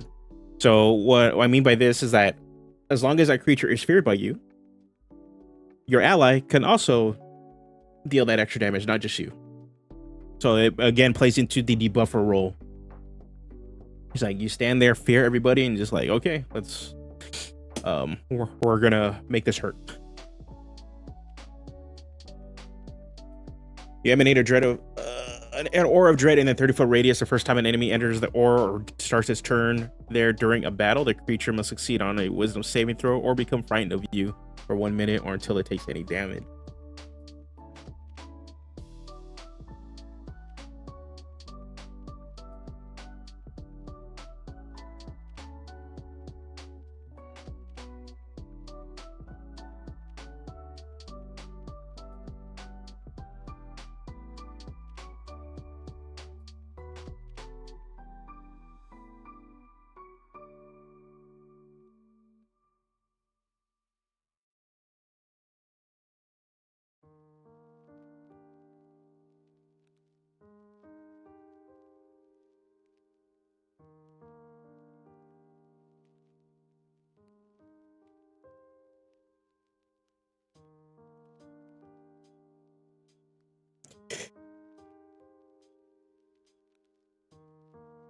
Any damage rolls. I want this to help your allies too. That's fine. It might be busted, but the very fact that they lose that frightened conditioned, or when they take any damage, limits this. That pretty much they're only going to get hit. Take as long as they're hit, they're only going to take this damage once. You emanate an aura of dread in a 30-foot radius the first time an enemy. Anything.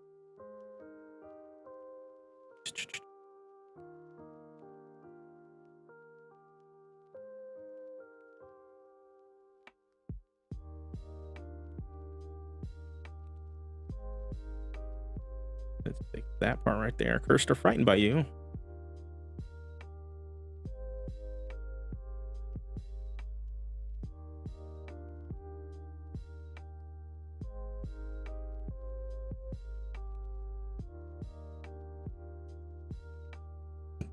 Excuse me.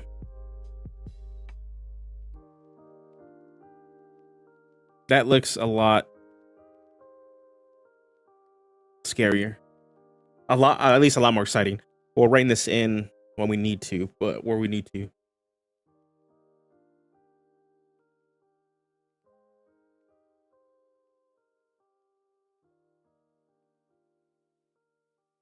Okay, I think we got it. Ooh, okay. I think we got it. I think we did it.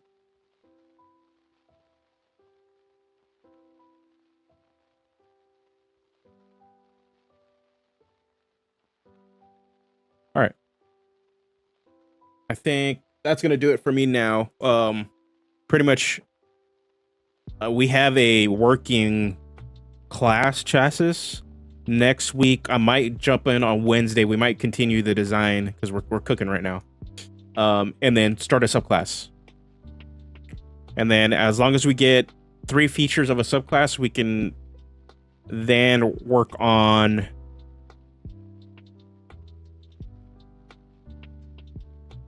a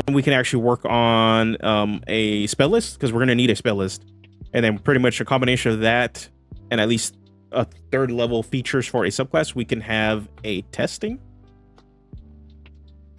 We can have at least a 5th level test to work out. And then we can slowly build up all the other ones to have like a full test. Yeah. We'll see, because I know my group is going to go back to 5e soon. We're still playing some Pathfinder. We had our Pathfinder session last night. And it was a rough one. If our gunslinger buddy didn't crit back to back, it would have been a really horrible night. So he had one super swingy turn that dropped 2 enemies that turned the tide of that whole fight. So bards are pretty fun in that system, but you kind of have to really like playing support and not actively attacking a lot as a bard. And that's something I'm getting used to, but it's been fun. But we're gonna go back to 5e soon, and I get to play a Luchador. So yeah, so I'm probably gonna also test this and make 1-shots if I can get this done by Wednesday. Originally, I was going to have a Cypher system game set up, but if we get this at least a working subclass and maybe some 5th level, we need at least 2nd level spell list set up. I might test it this weekend too.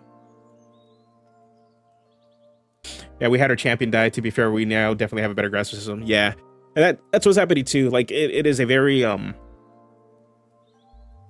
it is not a very forgiving system. I like Pathfinder for its gaminess. I disagree with people that advocate and say that the mechanics advocate for more roleplay, because since the system is so gamey that it doesn't feel like roleplay to me. But I also am the kind of player that doesn't necessarily need mechanics to help fortify certain levels of roleplay. Especially like the social aspects of the game. That's like really part of it, and it's like, well, they have a lot of that in the system, and I'm just like, oh, this feels more gamey than it just feels like role playing. But I think if you go with that in mind and understand it's a gaming system, since it's not that forgiving, you do have to play your role. Like you have to play your class role. Your class does a very specific function, and if you're not doing that, you're going to struggle with the system. Which is definitely a change of pace from like 5e. So there's appeal for both systems. Where the classes in 5e, since they have the subclass system, are very broad in their approach of what they can do. And with Pathfinder, each class has a designated party role. So you really do need to figure out what your group makeup is. And certain classes kind of have to fill in that. But the good thing about Pathfinder is that there's so many classes available. Eventually they're going to have multiple classes that fill that same role.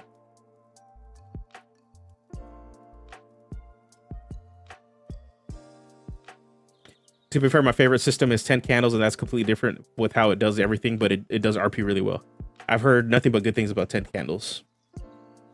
So I can see that heard it is a really good roleplay centered game. But yeah, like I like Pathfinder. It's fun. I don't know if it would be my game of choice for fantasy roleplay though. But with Starfinder Second Edition just announced at Gen Con for a sci-fi game using the pretty much the Pathfinder Second Edition system, that makes a whole lot of sense. And I'm like, I already told my my cousin who's our GM running our Pathfinder game, I was like, hey, if you're able to like take the reins back and want to still use this system when Starfinder comes out, you just want to do a sci-fi game instead. So I'm like, I really like this system for a sci-fi game. I don't know for a fantasy game. So I'm like, 5e. I have a couple of 5e sci-fi conversions. Esper Genesis is one of them. I also have Hyperlanes.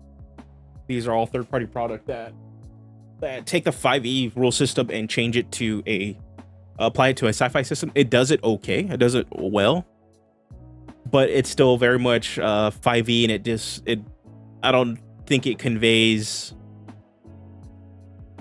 some of the more tactical aspects that and positioning that I think is required for a sci-fi setting, where you do need to hide behind cover and shoot and all that kind of stuff. I don't think 5e does that well, but something like Pathfinder does that really, really well. Yeah, and then there's also Dark Matter. I haven't picked that one up yet. But yeah, you have there's 3 options out there: the Dark Matter, Esper Genesis, and Hyperlanes. They all try to do sci-fi in their own way. They approach it very, very differently. Hyperlanes is very much a Star Wars approach to sci-fi. So it is very much space opera, science, fantasy. Esper Genesis is much more Mass Effect and Destiny in inspiration. And I haven't looked too much into Dark Matter, but it seems to be leaning more towards general sci-fi based off of some of the stuff that's put out, but it still looks like a pretty damn cool system. I know there is Spaceships and Space Worms. That one's out there too. So yeah, so for me, it's like Starfinder makes a lot of sense. I'll play that as our sci-fi go-to game. I don't know what I would play, but I play something. I just know, what some of my other group members will play. Like if my brother was playing, he probably will try to play some sort of mech pilot, some sort of Gundam pilot. I know one of my other buddies, he would probably try to make some sort of Jedi adjacent character.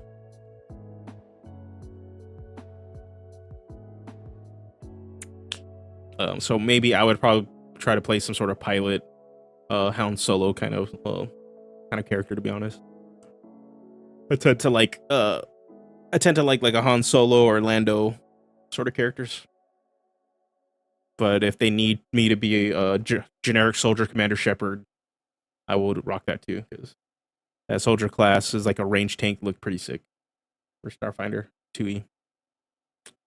But anyway, that about does it here. Wednesday, we're gonna come back for some design. Reaver now, formerly known as Dreadnought. We're gonna get to at least one of these subclasses. We'll see which one we hit. I'm not really sure. Yeah, I like Roguish Scoundrels. I like those sort of characters in a sci-fi setting. I don't know which subclass we're gonna do. We'll figure out one of them. So yeah, Wednesday night I'll be back, and then Sunday we'll be back. We're gonna just dive into more design. Hopefully I can get a video out this week too for Big B's presents The Glory of the Giants. I want to cover the Giant Barbarian, get that one out. We're gonna kind of go back to our traditional content for 5e with subclass discussions, and also character builds. Character builds will start back up in October. So yeah. So yeah, that does it. Thank you guys for stopping by, hanging out. Thank you, JP. Thank you, Steven. Rules and Rulings. Fallen Phoenix. Who else? Who else came in today? Ms. Locke. Andy. Raquel. All right. Thank you guys for all showing up. Until then, I'll see you guys next time.